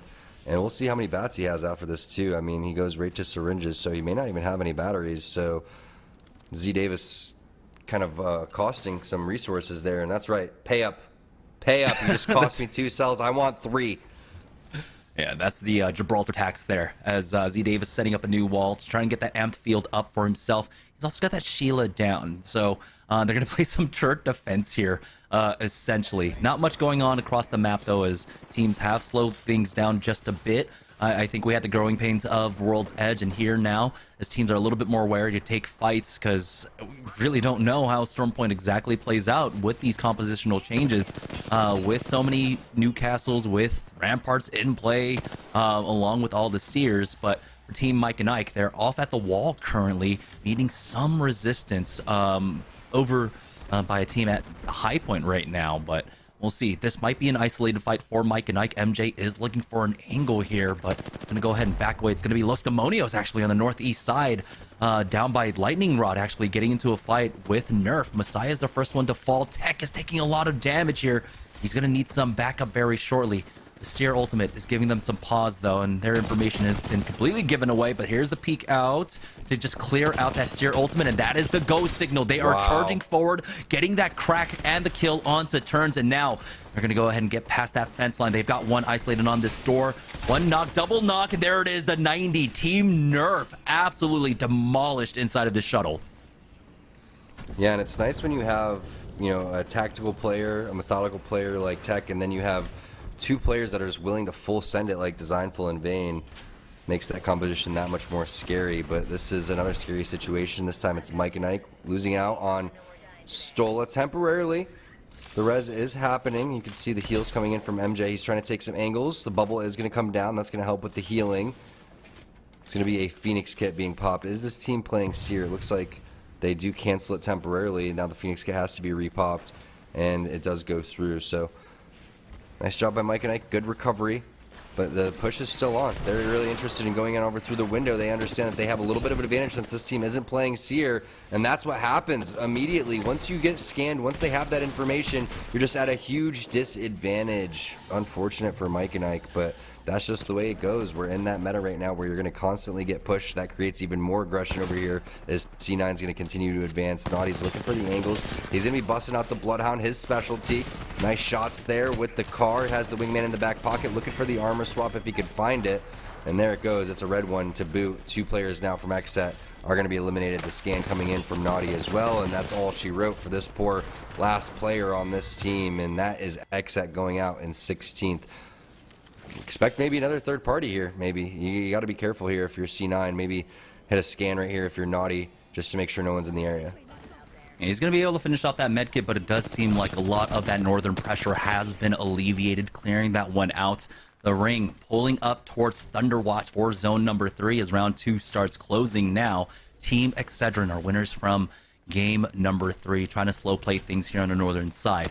They are just outside of Thunderwatch, so they're going to have to be wary. Esports Arena are playing on the rooftops. We have 100 Thieves roughly in the area as well.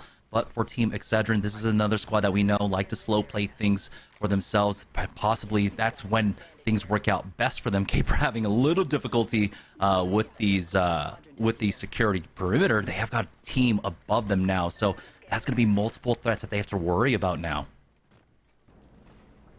And you're thinking maybe we could set up some sort of ambush play, but you know that you're going to be getting heart-seeked any potential time that team is on the high ground, so they have to play this a little bit patiently, always checking their back, as Kimchi is going to be the one checking that area and making sure that that is going to be clear as the zone's going to be closing. But nice security perimeters there like you were talking about. It is really important for that Watson to get that generator down so you can get the extra fences that you need. Now Vizio is looking like they are possibly the team that's coexisting next towards where the God spot's going to be, so this could be a really good spot for Vizio, but they will have to deal with a nice shot from Song.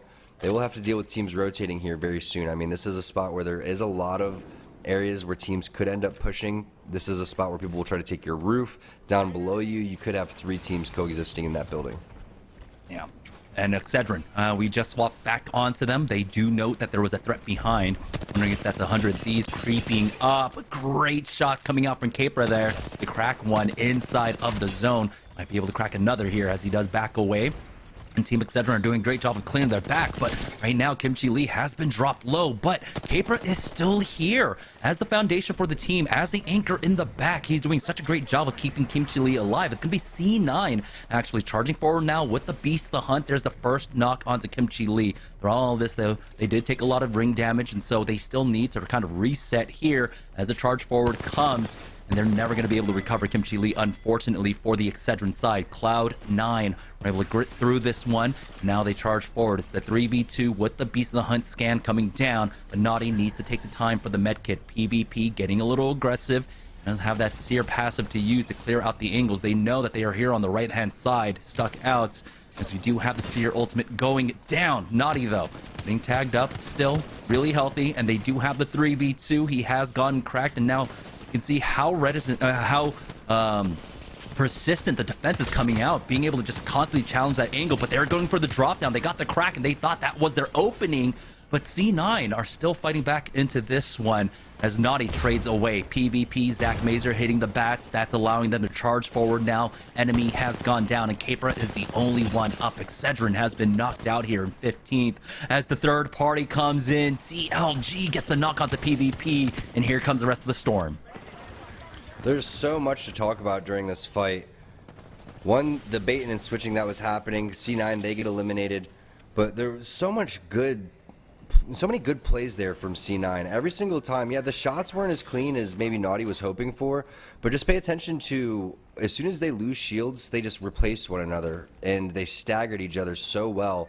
All of a sudden, PvP's trying to hunt that last kill down, and that was the minor mistake that ended up happening because they didn't anticipate the third party coming, which now I'm sure that they're going to learn from that mistake and figure that one out. But overall, they played that extremely well under the circumstances. Fighting and, like you said, bullying their way up towards that hill was not easy to do.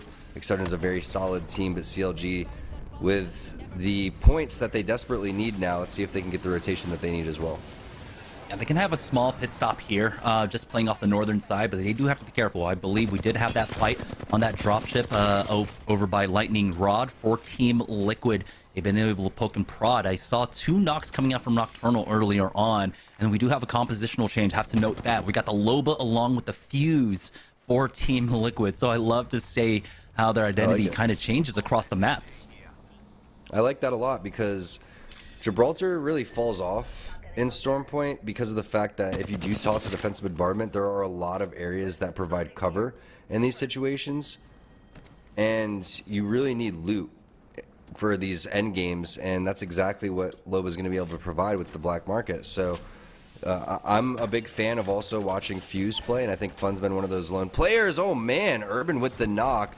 Now this is a really awkward situation because you don't really have any type of defense coming down. There's no interception pylon. You don't have that Newcastle. Nades are coming through. Fortunately for them, the nades and the Seer tactical isn't enough, but now Nocturnal going to have to back off. He's going to go and hit the battery. Space Station really starting to push up over here.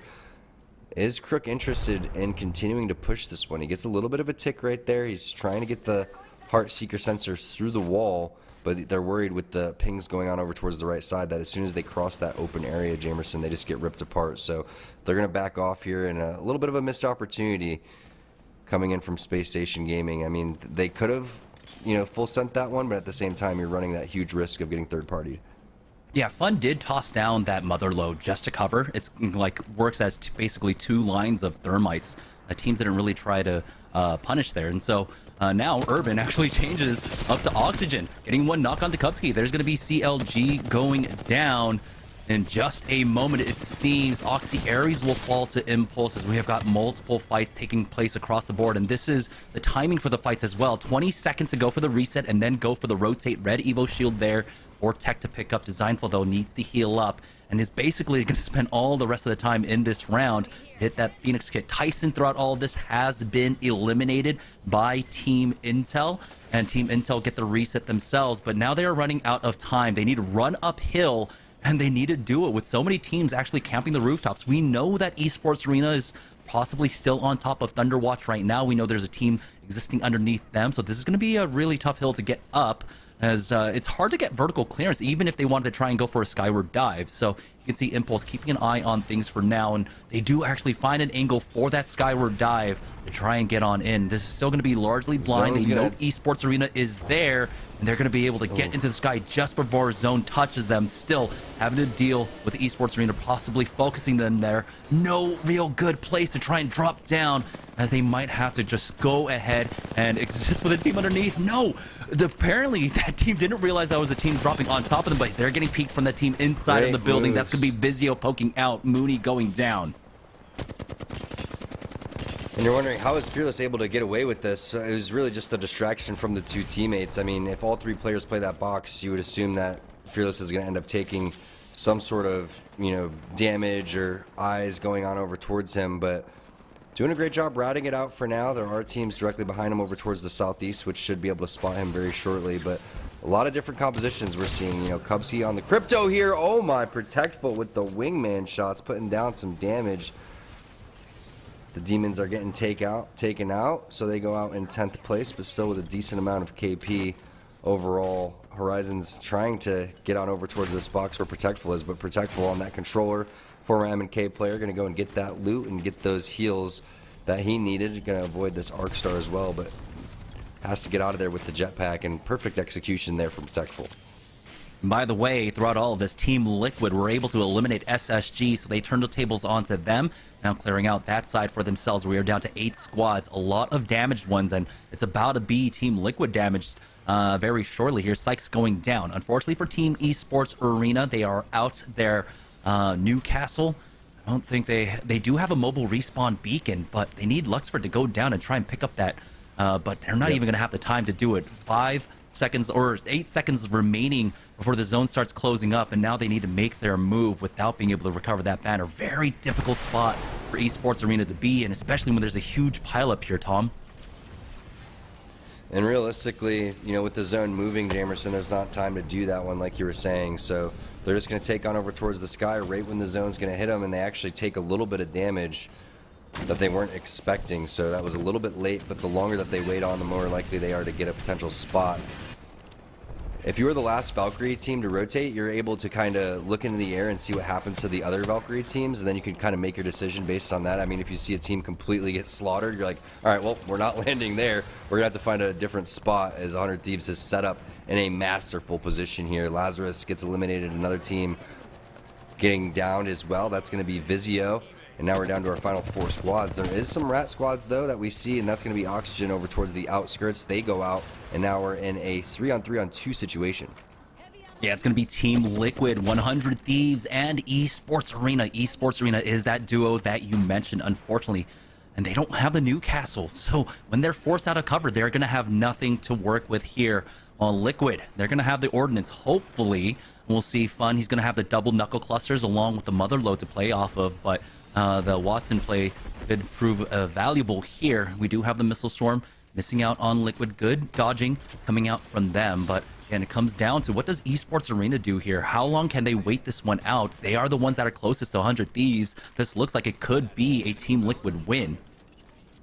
Yeah, right now, if you're Fun, you're trying to see if there's an interception pylon over towards that side, right? And Nocturnal's going to be tossing down the black market to find grenades, and this is where it's so big to get that black market. That's going to be some missile swarms coming through, but that's just to buy some time so they could focus ESA on over towards the side. And surprisingly, Nocturnal ends up going for that Mastiff, which is big because the Mastiff's going to out damage any of the other shotguns here. But I feel like they weren't able to find grenades, because grenade value in these type of situations is huge, and that's just like what you were talking about with Fun and his value starting to get a little bit higher too. So they've now focused 100 Thieves with the Mother Load and the Knuckle Clusters. They're going to end up trying to take this 3v3 and then leaving the duo that is ESA for later. Yeah, and 100 Thieves are just going to go ahead and turn on to Esports Arena right now. That's Smart. Esports Arena out, but that opens up the opportunity now for Team Liquid to come in. They're going to go ahead and charge forward, though. The Newcastle wall has gone down. Fun is taking a lot of damage here, holding the angle, but Team Liquid are able to just storm on through, taking the win here in game number 4. Such fast decisions there from 100 Thieves. Esports Arena was doing whatever they can with just that duo, and unfortunately losing it on their Newcastle early made things fairly difficult, but such great plays from all of these teams, right? ESA deciding not to go for the res is a big play, getting third place, picking their position on the map. 100 Thieves swinging on them so they could go and get the armor swaps, the immediate Newcastle ult to try to throw off Team Liquid, but Team Liquid was too disciplined and just too, well timed on their execution there. The way that they were able to basically bully 100 Thieves into ESA was really impressive. Yeah, and there were a lot of risk-reward calculations that took place for multiple squads there, and one of it, like you mentioned, Esports Arena going for that two-man skyward dive, never recovering Phony, and on their landing, they were actually able to pick up about 3, maybe 4 kill points in a third-party fight, and so they were definitely rewarded for the choices that they made in the late game there. This is going to be another top finish, 4 in a row now for Team Esports Arena, showing the value. Again, I really do want to go back to the value of playing edge versus playing center zone and really prioritizing the rotate to get the god spot. Esports Arena has been rewarded for that 4 games in a row now. And that was the 3 teams that we called out right in the beginning. It was the 3 teams that are sitting at the top of the Mobile One leaderboard. Team Liquid is right there next to Esports Arena and 100 Thieves. The zone pulled very close to where their POIs are. They all were able to set up, but most importantly, again, the key word is execution. It's not easy to go and do that, right? There's a lot of teams that are trying to make their way over there. Yes, you do get gifted, with the zone sometimes, but it's about holding that home court advantage and making sure that you're making the right decisions. Again, unfortunately for ESA, just having that duo was tough, but they were able to maximize the KP and the extra placement points like you mentioned. Yeah, and great consistency again from our top 3 squads. We're going to go ahead and send it on over to Yeso now to break down our first game of Stormpoint for the evening. So Yeso, go ahead and take it away. If it wasn't clear after game number 3, it sure as hell is after game number 4, because it is purely the Esports Arena, Liquid, and 100 Thieves show here today. Liquid grabbing their 2nd win of the day. Of course, they got one in game 2, and now here in game 4. And Team Esports Arena with their 4th top 3 finish in a row. They continue to be impressive. 100 Thieves in the mix here once again. And I agree with T Squared there. I think that was a very well executed and well educated decision from 100 Thieves there, recognizing that they have the numbers advantage, going for that quick push to wipe out Team Esports Arena to try and get the armor swaps to see if they could get that quick reset and hopefully win the fight against Liquid. It doesn't work out in their favor, but I still think it was the right decision there, and they get into 2nd place and grab some more KP as a result. So well played from them. And now I'm just curious, because really it just feels like you have this battle of the top 3, and then everybody else in the lobby is just fighting for the scraps. They're fighting for 4th or 5th place here, and that isn't going to mean a whole lot when Liquid, 100 Thieves, and Esports Arena are just racing to the front. I can't wait to see what that Mobile One leaderboard looks like when we go back to Jamerson and Team Squared. But let's look at our Mobile One high performance moment here for game number 4 as we kicked off the action on Stormpoint. And it was this final play, and of course, Team Liquid coming in for the 3rd party. And the other thing here too is the use of the fuse just makes it so that, sure, you can get the reset, but Fun is going to be able to quickly lay down knuckle clusters and more utility on your team, and it makes that armor swap mean a lot less when you're just trying to get in behind this little bit of cover. It's just this one rock you're working with, plus the Newcastle ultimate here that is used in the final moments. But Liquid just with the quick cleanup, right? 100 Thieves pretty healthy after cleaning up Esports Arena almost instantaneously, but it doesn't matter because Liquid does not miss. They melt through the health bars there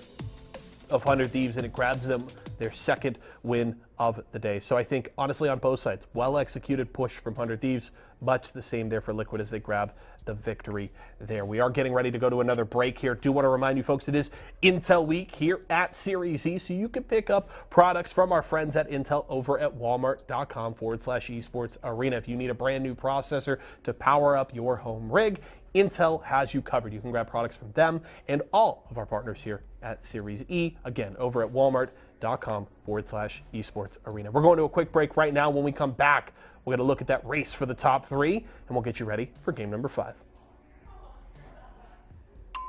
Tyson boneless buffalo bites have that tasty kick of flavor, so they're perfect for any get-together. If there are any left when your guests arrive. Tyson Anytizers Chicken. More kicks of flavor, more smiling snackers, more to love. Tyson. I'm fading. One bad headache can crash your entire game. Excedrin relieves headaches fast. Excedrin, game over for headaches.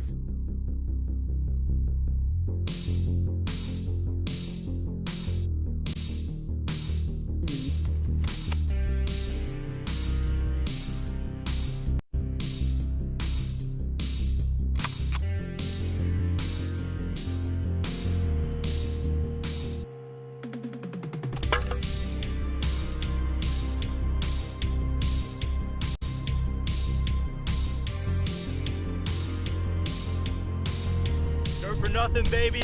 Let's get in there.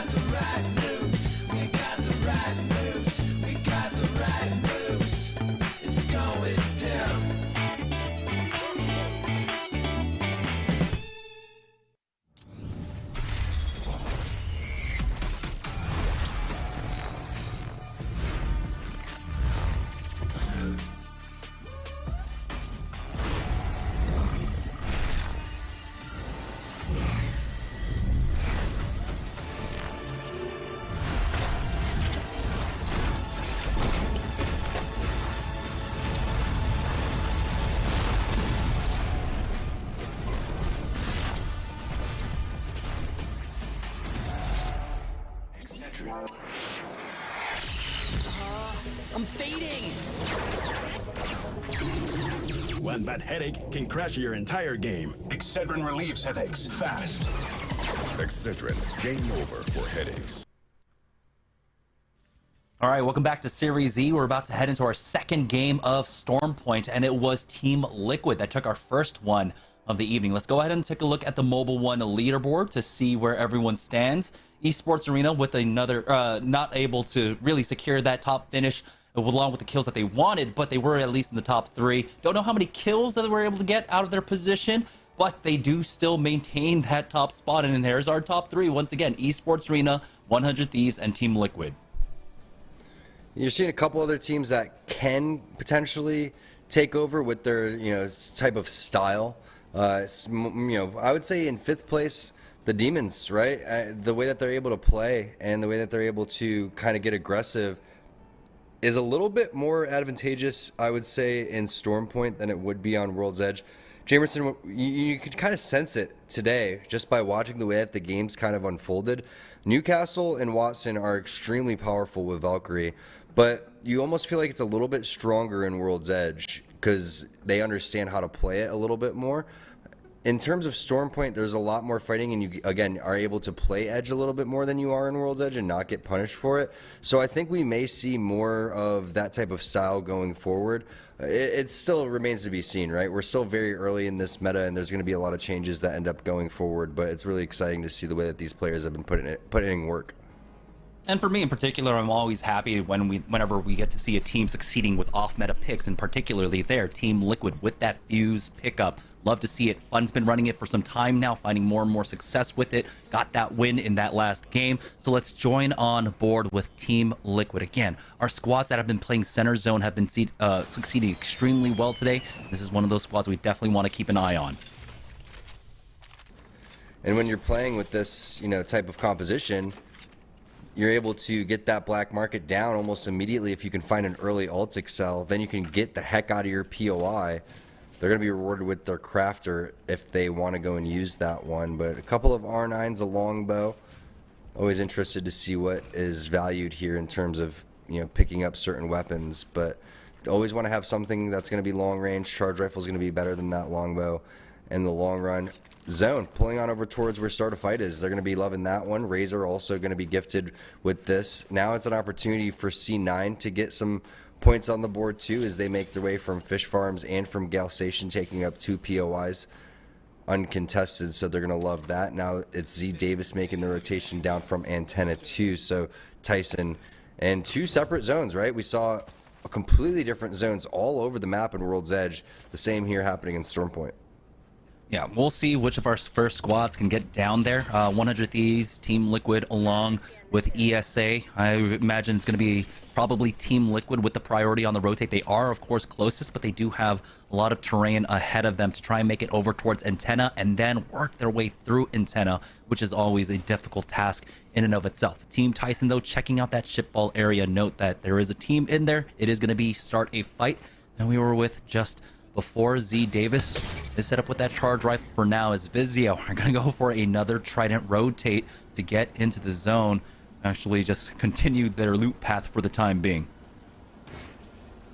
And they are aware of global warming and are going to end up carpooling here. So I like the play. Also gas, very expensive. So nice heads up plays from Vizio. But this is definitely, one of the strong, things about getting on top of your rotations is having a Trident in your area and being able to basically get out until your Valkyrie skyward dive is available, and that's exactly what Vizio has in mind here.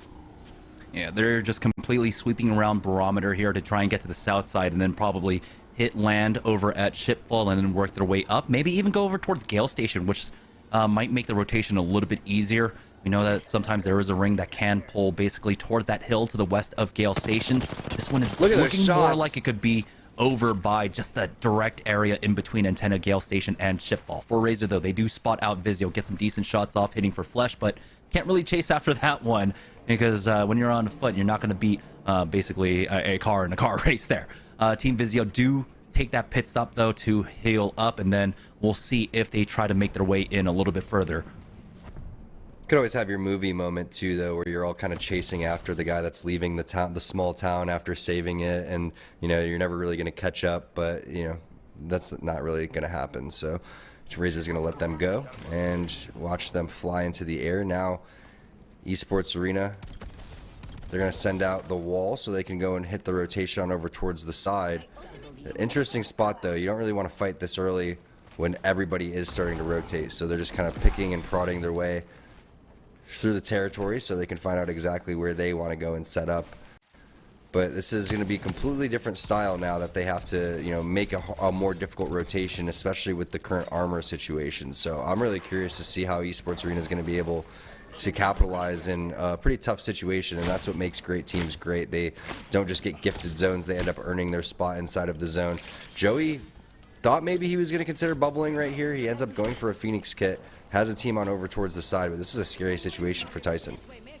Yeah, possibly a third-party attempt, as we do have that Seer Ultimate going down. We do have the fighting taking place of Missile Storm going into, it seemed like possibly an interception pylon there, as Torrent have made their way into the Shipfall area. They're going to be set up for this one, and so things should slow down for them. It does seem like there's a team across the ways that they have to at least keep an eye on and be wary of. Multiple teams actually showing up now towards the Shipfall side, expecting the ring to basically pull just a little bit north of them. And so they're going to try and slow play this one, though. Tyson getting into a fight, but it looks like Tyson were trying to actually just get inside of a building, and they just got absolutely melted. Tyson are out.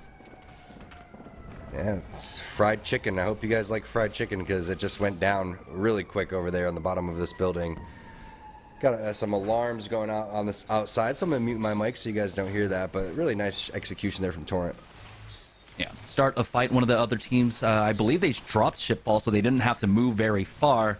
The issue with the ring basically being gifted to you or just dropping on top of you is you're not going to have that cursory loot on the rotate that you're able to pick up. So they're still sitting on 2 blue armors along with that white. Of course, if they don't get that many heals, they can use the interception pylon to naturally heal. That's the nice thing about the Watson here. Hopefully they'll have the opportunities for that, but they don't really have the angles to try and challenge and trade for damage here. So this is going to be a very slow game for start a fight for Lazarus over by Antenna. Dank not able to connect with those shots on the Havoc, unfortunately, there, as they are trying to work their way further south. You can see so many teams really putting the focus on the south side of Antenna. Now the focus is turning on to Lazarus. We do have the interception pylon going down there for Bird, but they are stuck inside a corner, and they are still vulnerable. Teams that could be coming in from the eastern edge. Yeah, Liquid bullying them from the high ground over here.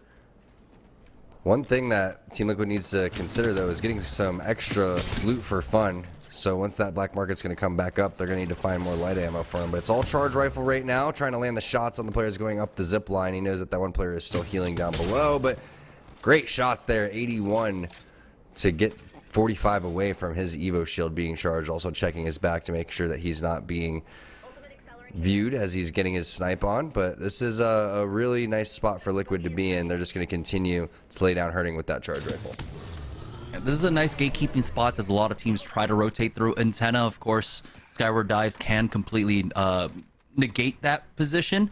Lazarus are able to get back down. They were trying to make their way up that. See how difficult it is to actually try and get up there, especially when squad like Team Liquid down on Dank, though. He is getting a lot of ammo at the very least for his Havoc. Unfortunately, he doesn't have all the attachments for it. No mag, no stock. As Cloud9 ends up making their way over towards Gale Station, it looks like it's going to be largely free for them to control on their own. Interesting double scan composition too. Something that we ran yesterday and had some pretty good success. I think we got 3rd in our game and would have won if I didn't miss every single shot in the final circle.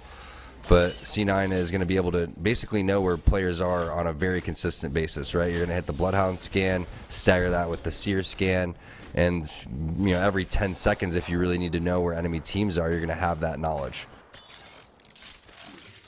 Now, the big issue for me for Cloud9 here is that they're going to have to put some focus onto their east, but never mind. They have to deal with this squad in front of them. That's Zero Ultimate catching everyone. Zach Mazer with a knock on to Nano. PvP holding the angle with that PK, going for a cheeky peek there, as now he's going to challenge once more, and he is putting in so much work. Zach Mazer comes in for the cleanup, and CLG had no fight left in them here, as they will be able to clear out the rest of Gale Station. But like I said, keeping an eye on that eastern side. Teams might be trying to hit that beacon from launch pad and then maybe sweep around to the south. Complexity keeping an eye on them, but like you mentioned, the uptime for the scans working out for Cloud9. They're not going to get third-partied, and here it is. Esports Arena swinging down from the eastern edge now to contest for Gale Station. Yeah, you can't really challenge against a double scan composition because, again, you're just going to be walking into an ADS and probably multiple players ADSing you. So unless you're able to, have an advantage going forward, whether that's, you've canceled their heals, there's one player down, there's no reason to go in on that one. And now the aggression is coming out. It looks like they're interested in taking even another fight here over towards the ESA side. There goes the scan coming in from Naughty. They're breaking down the door with some thermites. Big nade, however, bigger shots there from Luxford with the R9. That's exactly what you want, is an up-close battle with the R9. But there goes another Bloodhound scan. The swing on over towards the side. No one was expecting that. Big 70 damage. Luxford looking so good with this combination. Now they have to 3-man swing on over towards the side. Great use of the knockdown shield there from PvP. And now it's all up to Naughty as the last player alive, but they should be able to, again, hit another scan. He has his ultimate running as well, and this is a potential big battery coming in from Phony. C9 has been eliminated. It's going to be Lazarus showing up for the third party, but there it is, the Newcastle passive. He has to pull off that one, unfortunately, because of that Q. They get finished off. Complexity now coming in as well, just behind. They have to be wary of that Lazarus threat as well. And it seems like they're just considering just going for the thirst, but it's going to be all Lazarus picking up the remaining members very shortly of that esports squad. Also, to note, Team Liquid has been knocked out, so 2 of our top 3 are out. This is a huge opportunity now for 100 Thieves to take away the lead heading into the final game of the day. Now let's see what Complexity is going to have in store for us as they pick up the loot from the boxes. They were waiting patiently for that opportunity, again, making sure that they didn't push immediately. You had a feeling that was going to happen once that fight took place from C9, but C9 never understood that the third party was coming from the opposite side, right? Your scans only are really focused on the direction that you're looking at and not really on what's behind you. So another, learning experience there for C9. While they were able to, make some good plays, I think that the amount of damage that Luxford put down was extremely impressive. And then the fact that, again, they weren't aware of another team like Complexity coming in was the demise of them. But look at the rotation. 100 Thieves is taking on over towards the sky. They're flying over towards the southern side. Phony, he's dipping out inside of the Trident as well. Intel's coming in over towards the west side. You have Excedrin about to meet up with Xset, so let's see if Kim Chile is going to get aggressive onto Klane and Hakula. Yeah, it looks like it might be a Lyric play coming out from Excedrin. No shots fired from their end, allowing Xset to get by. We'll see if Phony was able to possibly pick up the banners and get the reses on his teammates. There is a respawn beacon there on the eastern side. Round 2 is closing. He's got crafters to get some medkits for his squad so that they're not absolutely being punished. 100 Thieves, though, playing off the ledge here, that Newcastle wall, providing a lot of coverage for them. Onmu getting some cheeky peeks with this longbow onto that Lazarus squad, I believe, as Phony does hit that medkit just in time. Unfortunately, never able to recover those banners for his squad mates. Cheeky little spot as, unfortunately, I believe Bird was lagging out there, so we'll have to see if he can get back into this game. Good shots there from Tech with the basically golden havoc that he has right here, really only missing the stalk to make that thing extremely useful, but it already is being put to work. You can see 237 damage, already have a kill. This is what this composition specializes in. You get stuck in a little corner like this, here come the scans, here comes the heartbeat, the nades are coming through, the black hole should be connecting here very shortly as well. There goes the seer scans, in just a matter of time before Designful and Vayne make their play. Again, Tech's just kind of doing recon, scouting out where these players are, and it's up to Designful and Vayne to go through an entry frag. And he's baiting out nades too, which could have been extremely useful. Here comes the first entry, and Lazarus did not have much left in that defense. 100 Thieves, though, trying to come in for the third party, but the armor swaps are there. They didn't take that much flesh damage at all on the Demon's side, and so they should be able to fight back into this one extremely well. For Team Torrent, though, they have been able to move up. They are inside of this building, coexisting currently. Nice, a great peek. They're hitting for Flash. Rambo, though, just peeked a little bit too far out that door, got hit from behind. Keon gets the knock onto Pat, but it's going to be Borden, actually, securing the thirst onto Keon, unfortunately, for Team Torrent, who were in such a great spot, but now things are looking real bad as they push up now as the two-man to try and pick up some kills here. Finish off the start of fight roster in just a moment. There it is, picking up the kills onto Rolders as well. Will they have an opportunity, maybe pick up a mobile respawn beacon to get Keon back into the game? You know, Rambo's confidence has just skyrocketed after his amazing play at the ALGS Championship when he was playing on Valkyrie, and now you can just see him continuing and continuing to put up big damage, big 1v1s. Yeah, he just have so much, confidence in the way that he's able to take these fights. The dude just doesn't miss, man. He's been playing out of his mind over the last month or so, and you love to go and see it. Esports Arena eliminated. That was Phony getting dropped by the Amu longbow, which we saw.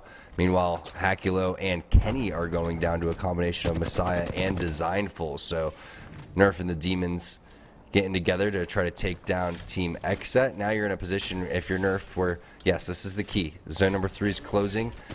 That's going to be really ticking away on some players. Designful now starting to push in with that flatline again, take it on over towards the sky, and being fairly unpredictable in his movement as well as he switches on over towards the wingman. Tech looking for the armor swap. It's going to be empty. 7 batteries, though, and they're going to be A-OK. unless that grenade does some big damage. It looks like they're able to avoid it. Tech doesn't get his battery off, and he gets taken down by Saucer. Now they're in a really tough spot here. As you can see, Vayne backing away to hit that bat. Tech has been thirsted off by Saucer, and even though the Demons did a great job of clearing out this eastern edge, they're getting focused pretty hard here. Now, no mobile respawn beacon. There we go, inside the box for Tech, and so he foresaw his own demise, has it ready for himself. And will they have the opportunity to actually get it down and get him back on in? His loot is right there, so it'll be a quick reset, but Intel are not going to allow it.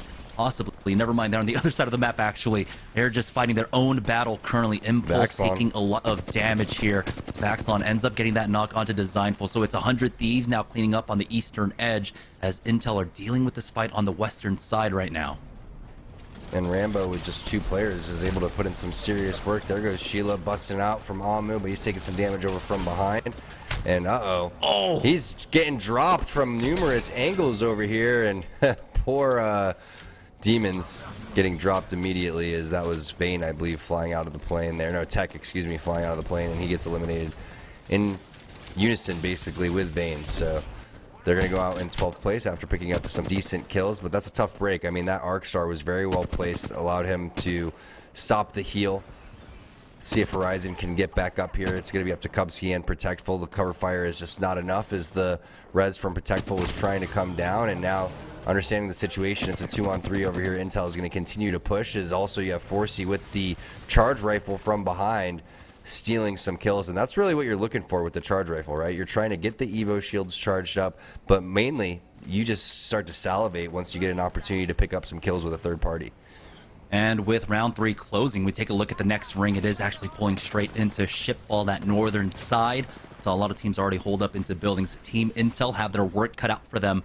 They have a long distance to cover to make it across. The gravity cannon will actually get them there, but they need to find a nice landing or just try and walk this one in. You can see them really patrolling this northern side. They have the west on lockdown. They're going to regroup with Impulse to see if they can just conserve on their cooldowns and just walk. You know how much coverage they might here on the western side. It does seem like there's, a nice rock for them that is in with that and you can going down for Fearless. So they've got their game plan set up for themselves. And large swath of the lot's been cleared out. We're down to 11 squads here in round number 4. Right. So this could be actually free for them to just walk free. Right. Yeah, I mean, that's a great point. 11 squads, understanding that we don't necessarily have to fly it in. And typically we were seeing, 15 squads in World's Edge at this point, especially with that zone that was ending over towards that thermal choke, going on over towards staging. Here, a lot of teams have already fought, some decent third parties coming in, and now you're going to be able to find some extra spots and some vacancies that you typically wouldn't be able to do. So I like this play from Intel, just kind of taking their time, maneuvering on over towards this fence. Also saving their skyward dive, Jamerson, is really key, just in case they need it for the next zone, and if it doesn't come up in time. Now you're wishing that you had a Watson in this type of situation. Nades are coming in all over the place, and this is an easy spot to go and grenade, especially when you go and have a black hole, and goodbye. Who needs to shoot their weapons when you could just toss grenades? Unfortunately, Kimchi Lee might be unrecoverable here. We'll see how far he actually is, but they're going to go ahead and make the effort to try and get him back on in. They're going to need the full 3-man here, but Excedrin looking for another win. They've already gotten one tonight. A second one would propel them easily into the top 3 here, especially with 2 out of our 3 squads knocked out. Liquid, ESA, all of them gone. SSG going down as well. We're now down to 8 squads remaining. All of them healthy except for that Excedrin squad who are looking to go for that res. They've got that mobile respawn beacon down. For Vizio, though, they are controlling the tail end of the ship here. You're getting contested so far. That's one hell of a cat's cradle, as Complexity now looking to come in and farm up the respawn. That is happening for Excedrin here. Unfortunately, not able to get it, and it was Excedrin that took the high ground instead. So somehow staying alive. Enemy has gone down, though. They're trying their best to play around these walls that were set up but just beforehand. They may be able to pull this one off. Unfortunately, he's on the opposite side of the wall, so he's going to have to do some crawly maneuvers. And then, meanwhile, you see the sear scan is going to come through. Like that play, getting on over towards where the gold bag player is. The res is going to get canceled. And hey, when you're playing seer, you can't really complain, right? That's just how seer is. and the res does come through, so very fortunate there. As you're going to see knocks from Fearless onto nades. 4C answers right back onto base Stolo, so multiple fights taking place. Potential third party coming through for Team Nerf. Got to shoot that ultimate. They're not going to be able to get out. No one got the memo that you got to shoot the thing that's sucking you in right there. Messiah was out. He was trying to bat. Now Turns is trying to crawl his way back on over towards safety. He's going to get some extra help, and I swear when you have the heirloom, just gets you that extra boost that you're needing to go and punch your teammate into safety. But now Messiah's going to have to challenge this one. Doesn't use the knockdown shield, interestingly enough, so really small mistake there from Messiah. I feel like, you know, with his knowledge and his shot, that is a potential 2v1 that he could win. Intel now making their way on in. Fearless has gone down. Impulse, though, doesn't realize there was another full squad above him. That's good. Actually, not a full squad. It's going to be two-man of Mike and Ike. Intel knocked out Vizio up as a full 3 here as Complexity gets knocked down. We're down to our final 3. It's going to be a 3v3v2 here as Vizio have their eyes set on this 3-man ahead of them. Torrance is the other 3-man here that they really want to allow Mike and Ike to try and poke away at them. Again, this is a very similar situation to what we had in game number 4 for Team Liquid. They're going to allow this fight to take place, and they want to come in for the third party. Torrent actually eating a lot of that zone damage. There's the first knock. They trade. Keon has gone down, and this is going to be Team Vizio now looking to come in for that cleanup. Blitz being very cautious as he peeks for MJ. The back just got off, but 3 longbow shots in a row is all he needs, and now it should be the 3v2. Has Torrent been able to recover? Here comes a drop down from Blitzen right on top of them, and that is Vizio getting the win here in game number 5. Nice execution, great longbow shots. You were wondering, hey, why isn't he taking shots on those players over towards the Newcastle wall? Well, he only had 5 bullets overall, and then they have the flank over towards the high ground, plus Torrent had a member already down. So big plays, smart methodical plays, and game 5 proving a lot different than game number 4 in terms of now the leaderboard's going to shake up a little bit. Yeah, and this one was quite a chaotic match. We had a lot of fighting taking place over at that Gale Station side, which accounted for most of the fighting that took place in the early game, which is why it was awkward once we got to around Zone 3, Zone 4. Had 11 to 12 squads. And we also had a lot of fighting that was taking place inside of Shipfall early on. Team Torrent did a great job of navigating throughout all of this, though. You have 2 very aggressive teams right now, right? The Demons are playing very aggressive. C9 with this double scan composition is looking to take as many fights as possible. And when that happens, it really opens up the map, right? Because the third parties are going to start to come in all over the place. And this is another push right here that happened on top of Esports Arena, where you have C9 not being aware that Complexity is waiting in the wings to kind of come in here. But you also have this amazing play from Luxford, right? The shots on top of the stairs, the swing out over towards the side, the re-challenge over towards the store, the 3-man swing around the corner over here. PvP did a great job right there. Use of the knockdown shield, able to get a knock, kind of buying time for Naughty to potentially go and win that. But again, that third party came in and it was just curtains for both of those teams. Speaking of that, 100 Thieves eating so much damage right here. There was nothing they could have done. Yeah, I mean, everything got tossed into them, and instead of being a shield wall set up for them, it ended up just kind of being like a basket for all the nades to just nestle inside, you know, and they got like one of those fair games. Just absolutely nade down. Yeah, yeah, one of those games in the fair, going off in there. But not as hard, right? Because those always bounce out. That was just like holding the nades for them. But makes you wonder, is Amu going to consider maybe getting off of that rampart? Because you saw Sheila, you know, created him a little bit of problems there. He overextended. He got knocked. They could have really used the fences, the interception pylon, the generator that Watson has. That could have been big for them overall. But we're going to toss this one on over to Yeso as he goes through and gets us set up for game number 6.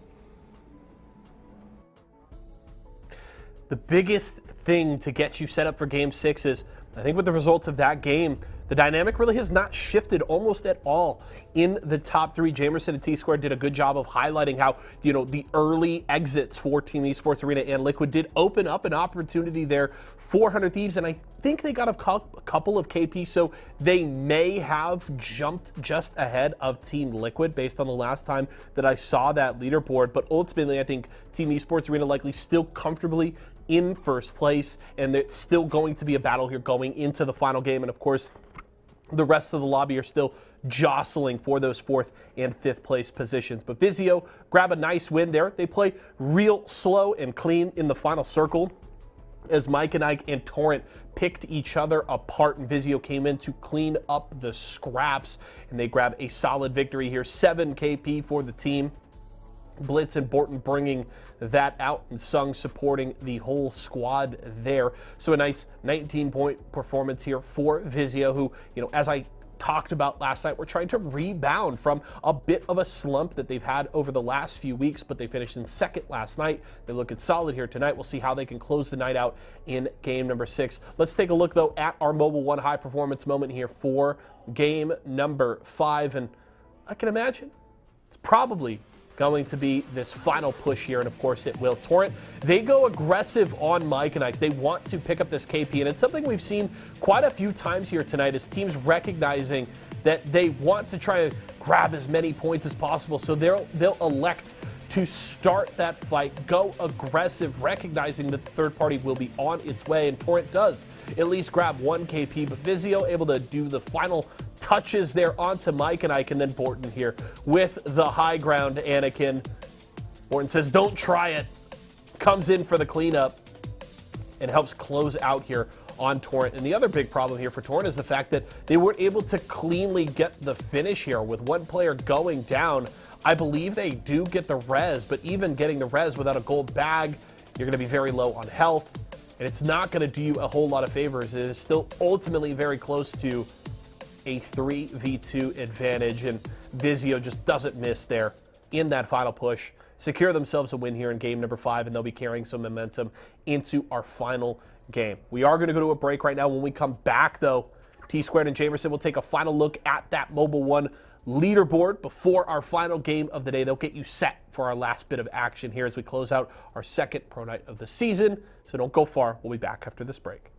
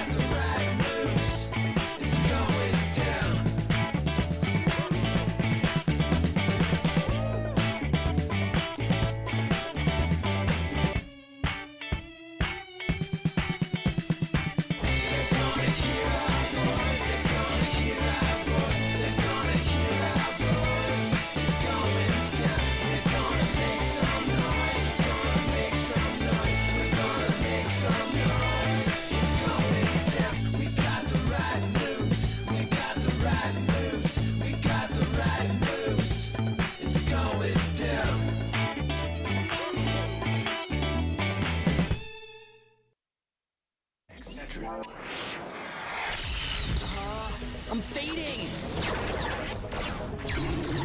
One bad headache can crash your entire game. Excedrin relieves headaches fast. Excedrin, game over for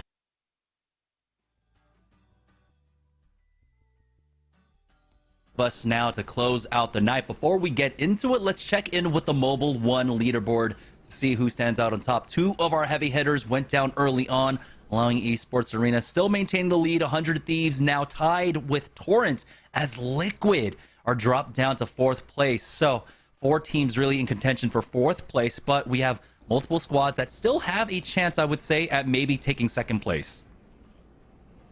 Feeling for Tyson, man. It started off so well. You know, Z Davis wins Jeopardy, and now they only have 3 points. But hopefully they can get it together. When you look at the way that they're playing, they haven't even been playing that bad, right? There's been great decisions, and it's just sometimes you get unlucky, and you just really start to see how good this lobby actually is. I mean, every time Tyson's making a decision, it's a methodical decision. They're putting themselves in the right spot. But, you know, look at these teams like SSG, for example, in 18th place. That's, I believe, your 8th place team from the ALGS championship in Raleigh, North Carolina that just took place. So this lobby is no joke. Yeah, and a very volatile time right now in terms of the competitive meta and basically what teams are trying out. Here we go as we head into the final game of the evening. Let's join on board with Team Vizio to see how their drop kind of plays out here in game number 6. Again, we have about 4 teams that are basically in contention for that first place finish. $1,200 for first place, $800 for second place, and we get our first look at the ring courtesy of Borden. Wow, we had a northern zone and a southern zone, and now we get a western zone. Almost kind of identical to what happened in World's Edge, right? And it's kind of crazy to see how that took place, because now it's going to be up to Oxygen and Supremacy to feel good about their situation. Vizio going to capitalize on this one. You can see Excedrin's going to be able to rotate here fairly free. The team that's going to, have the toughest rotation most likely is going to be a team like the Demons and C9 on the very outskirts of the edge. They're going to have to play their aggressive compositions and take these fights, which is, kind of the reason why they land out here, Jamerson, and it kind of plays into their style anyway. So they're just going to be looking to craft, again, get their armors up, get all of the attachments and loot that they need so they can move forward. Yeah, this is going to be a very awkward game for Oxygen. I mean, it's a team that's prone to being starving and, unfortunately for complexity, losing out on Monsoon early on. SSG were able to just isolate him and take him out. But yeah, speaking of Oxygen, we saw them because they are, like you said, typically playing a very slow style. They are also another like a center zone team, with the zone dropping on them and then taking the looting path where they're basically just taking cursory buildings outside of Mill and Cenote Cave. They're going to be starving once it comes to the end game. So we'll see how they navigate this one, though. For SSG over by Launchpad right now, unfortunately for them, it doesn't look like they got the beacon spawn here. So they're going to be playing this first round pretty blind unless they get gifted one over by like Antenna or inside of Jurassic Park.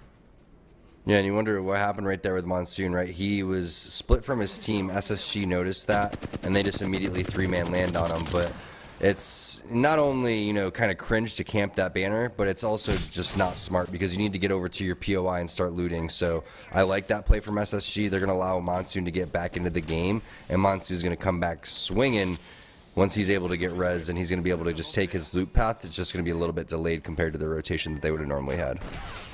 Yeah, someone needs to tell Protectable. You only need 2 bullets to take out those flyers there. You just need to delay it, not the entire mag. Here's Lazarus, though. Yeah, it really was. He thought, I'm just going to farm up my Evo shield here instead. Lazarus getting the beacon scan for themselves. This is another squad that does like to play center zone. And oh no, I believe this is going to be Monsoon coming right on in, getting focused down. 72. One more tick of damage should do it. How is he alive?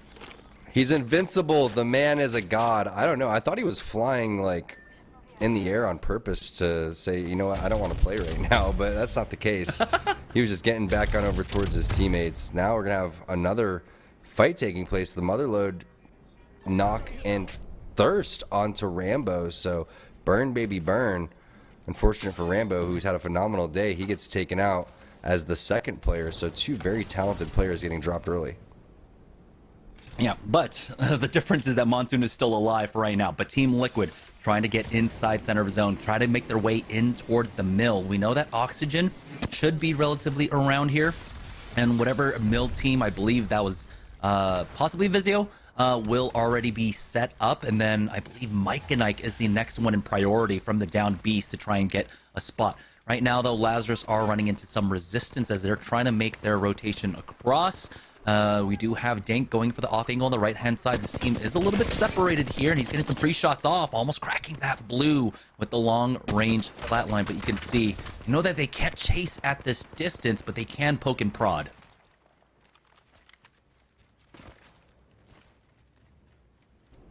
Yeah, and having gold armor on your Valkyrie is just so strong here. I love the setup for Dank. He's got the flatline 2x PK in the back pocket. So when we're talking about entry fragging, this is going to be so useful for the Lazarus squad.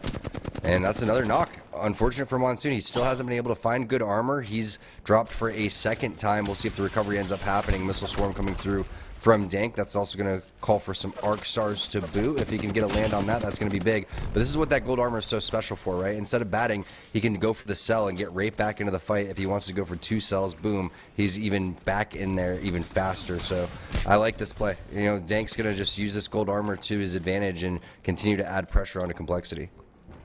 Yeah, it's just Complexity's raw aim right now that's keeping Lazarus at bay, and it looks like they're just going to go ahead and call it there. Too many teams can come in for the rotation, and they can punish them as Complexity do stabilize. They get Monsoon back up, but it seems like they might just be out of heals. Shiny is on his last cell.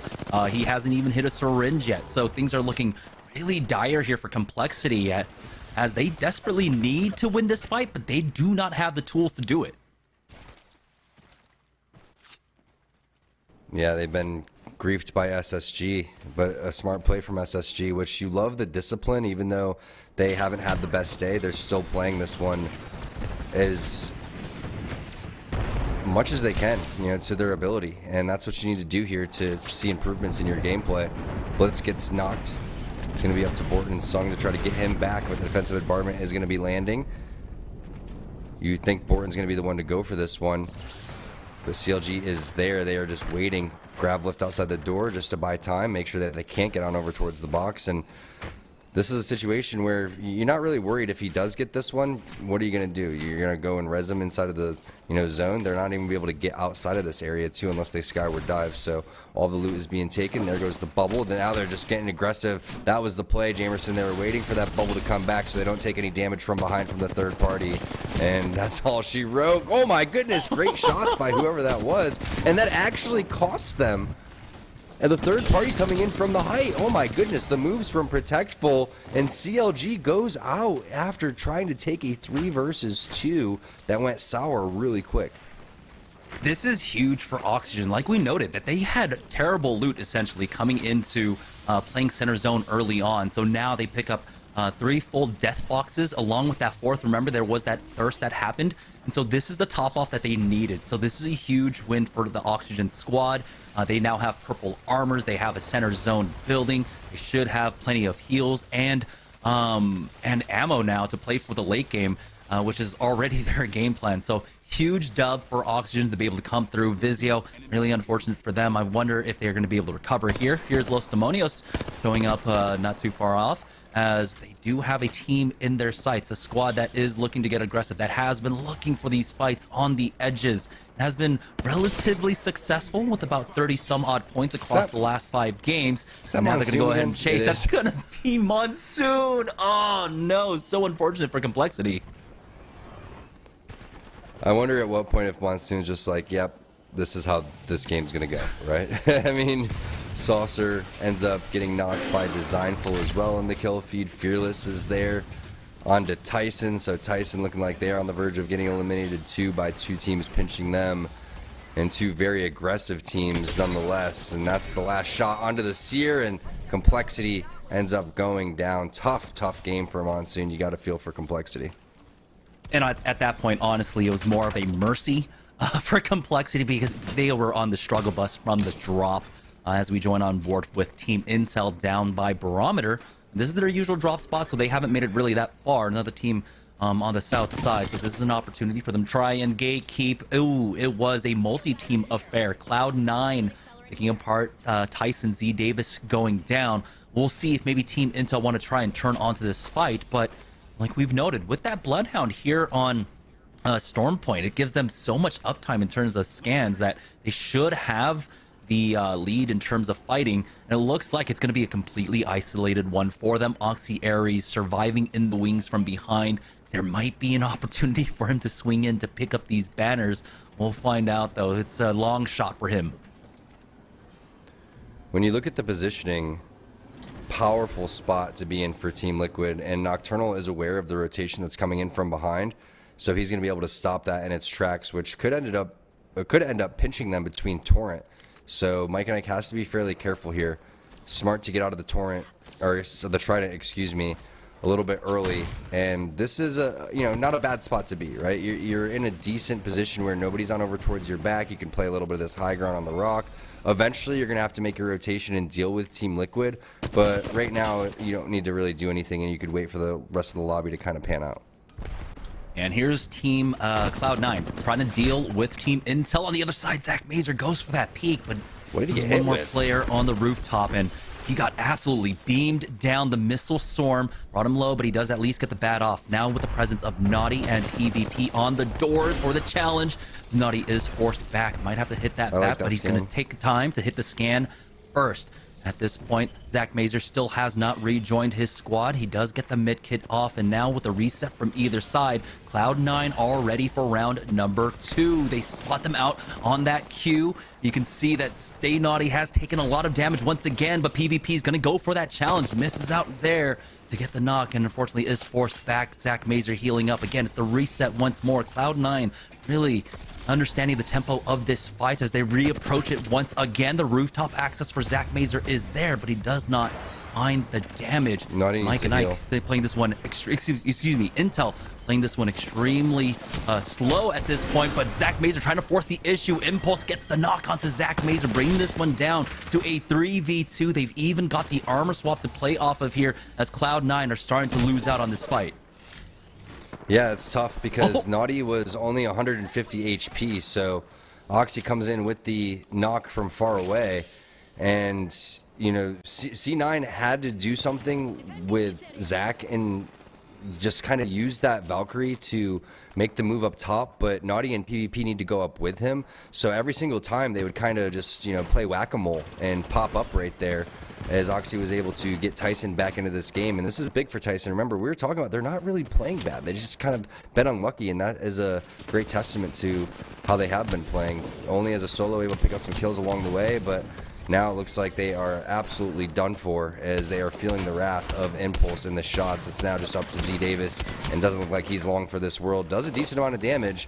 Good shots that may stop Team Intel in their tracks, but PvP coming in around the corner, trying to find these shots, not able to do so, and that's going to be it for C9 as well. So almost for PvP and the C9 squad, but a great job for me, Team Intel fending off two teams.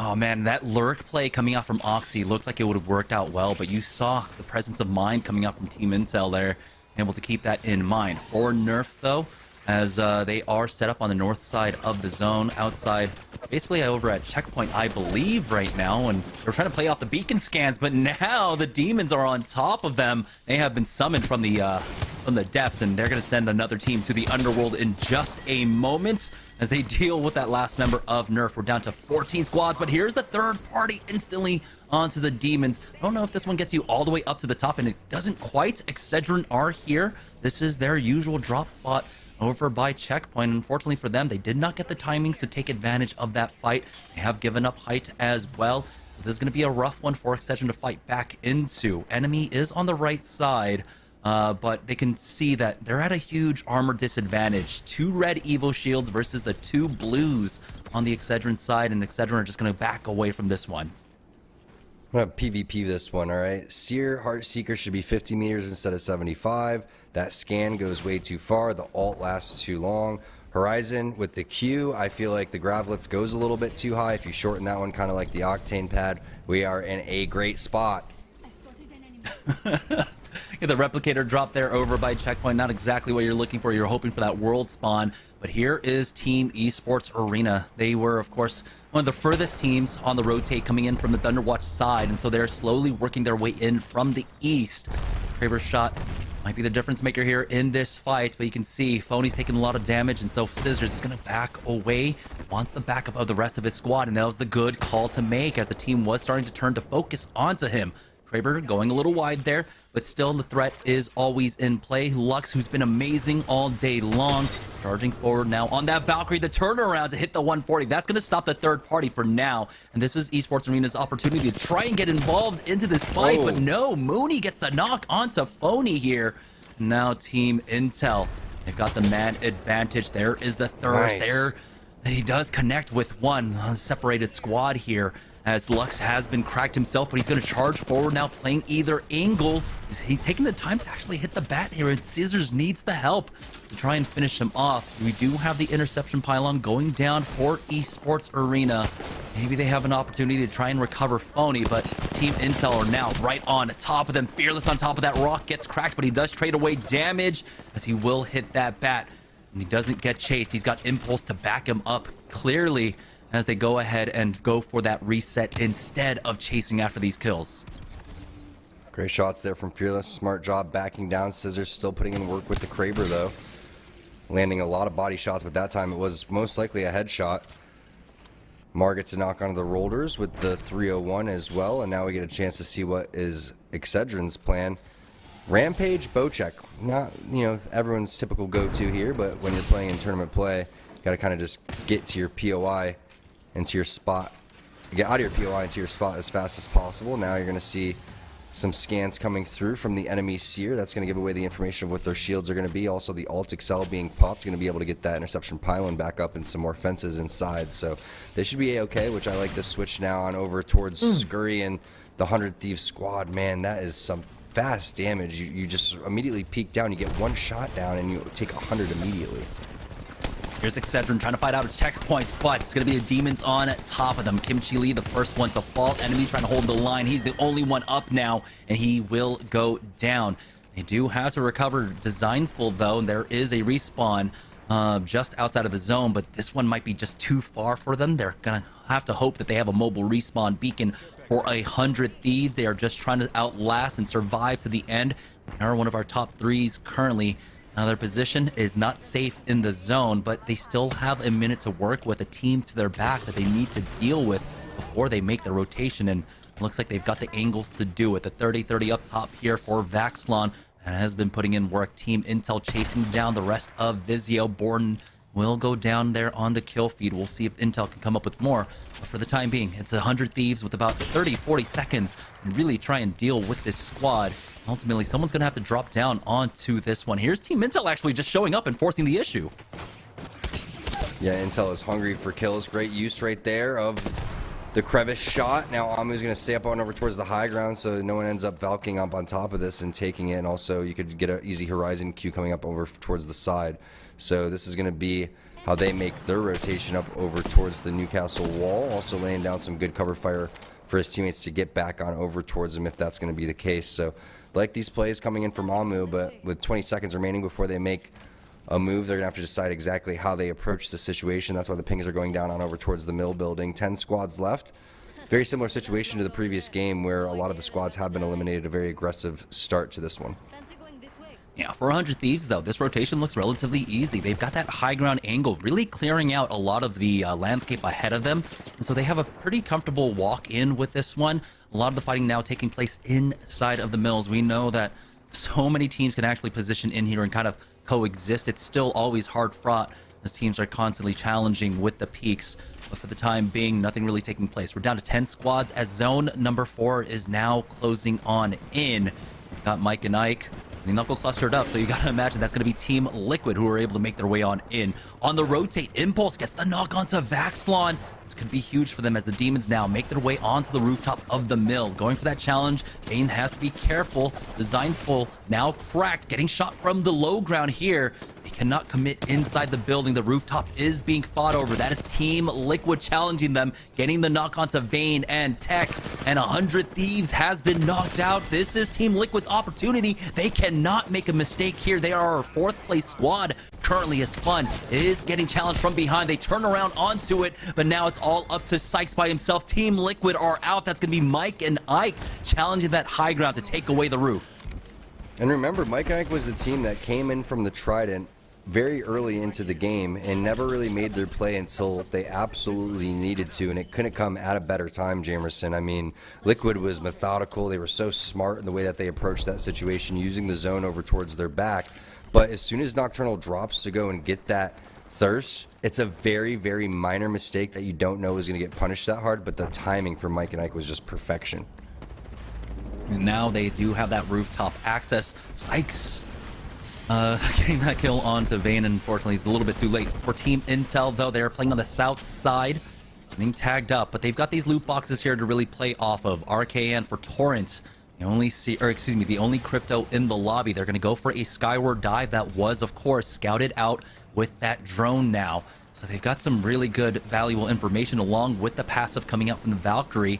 We'll see if Mike and Ike are still playing on the rooftops or if Torrent will be able to play up here. They don't have the new castle or even a rampart to build up walls, so they are going to opt to try and play outside the building instead. Yeah, someone needs to block that door. EMP is going to go down. They're going to get rid of the door, actually, which is a smart move because now once that door's down, they can get rid of the interception pylon and slowly kind of pick away at that one.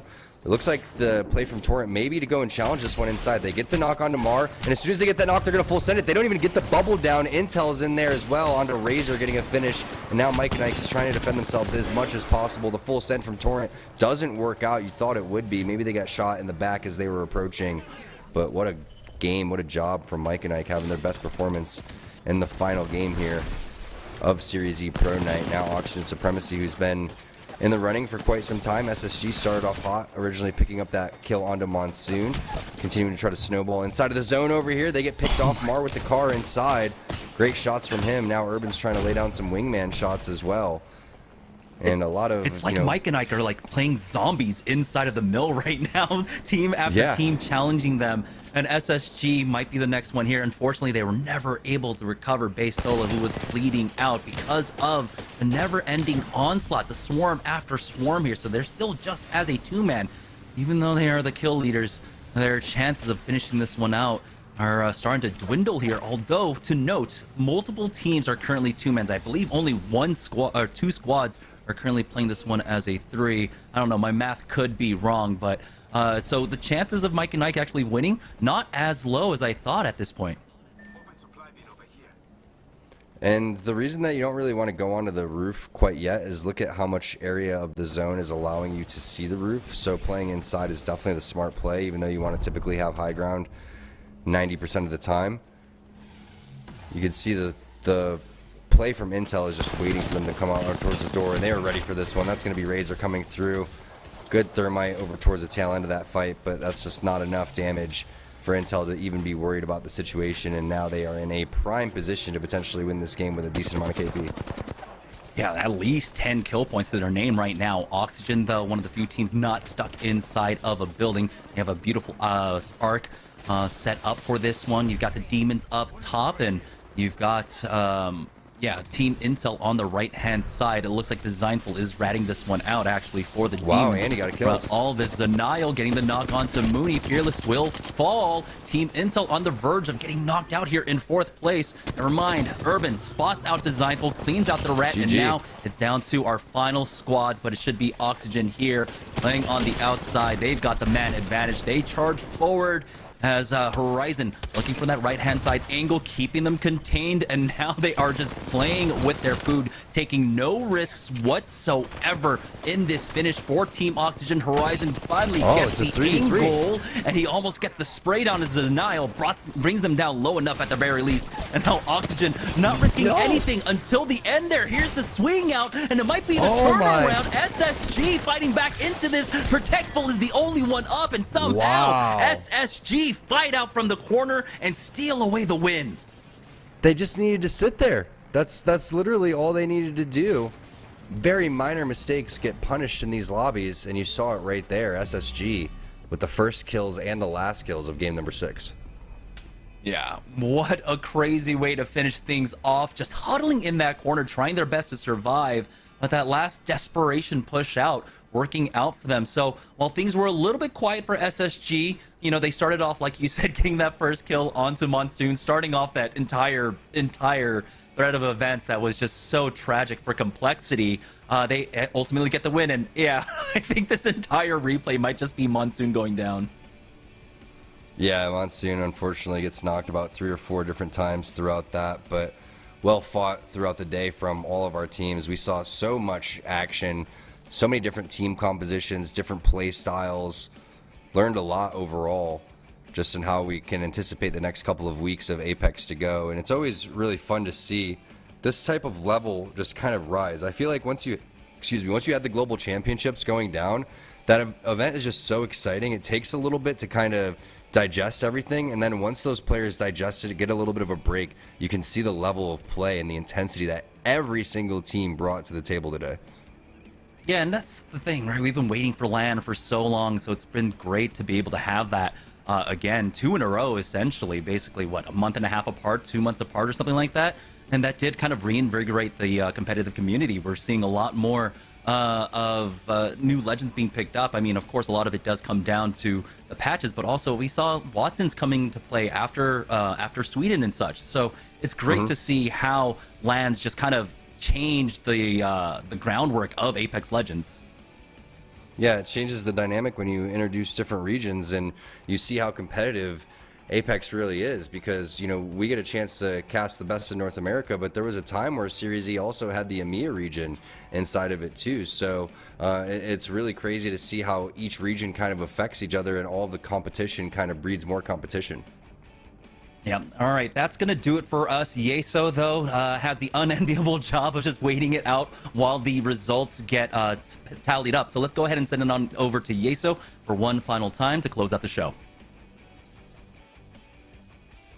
Thanks, gents. Much love to Jamerson and T-Squared. Always fun to get to listen to those two ham it up on the show. They had a great cast here today. Brought a lot of excitement and fun and analysis to all 6 games here tonight. So well done to those two gents. SSG, though, making something out of nothing there in that final fight, taking out Oxygen and grabbing the win there in game number 6. So well done to them. But it feels like the big story is what will happen at our Mobile One leaderboard. We'll see that momentarily. But SSG here with a nice close to the day.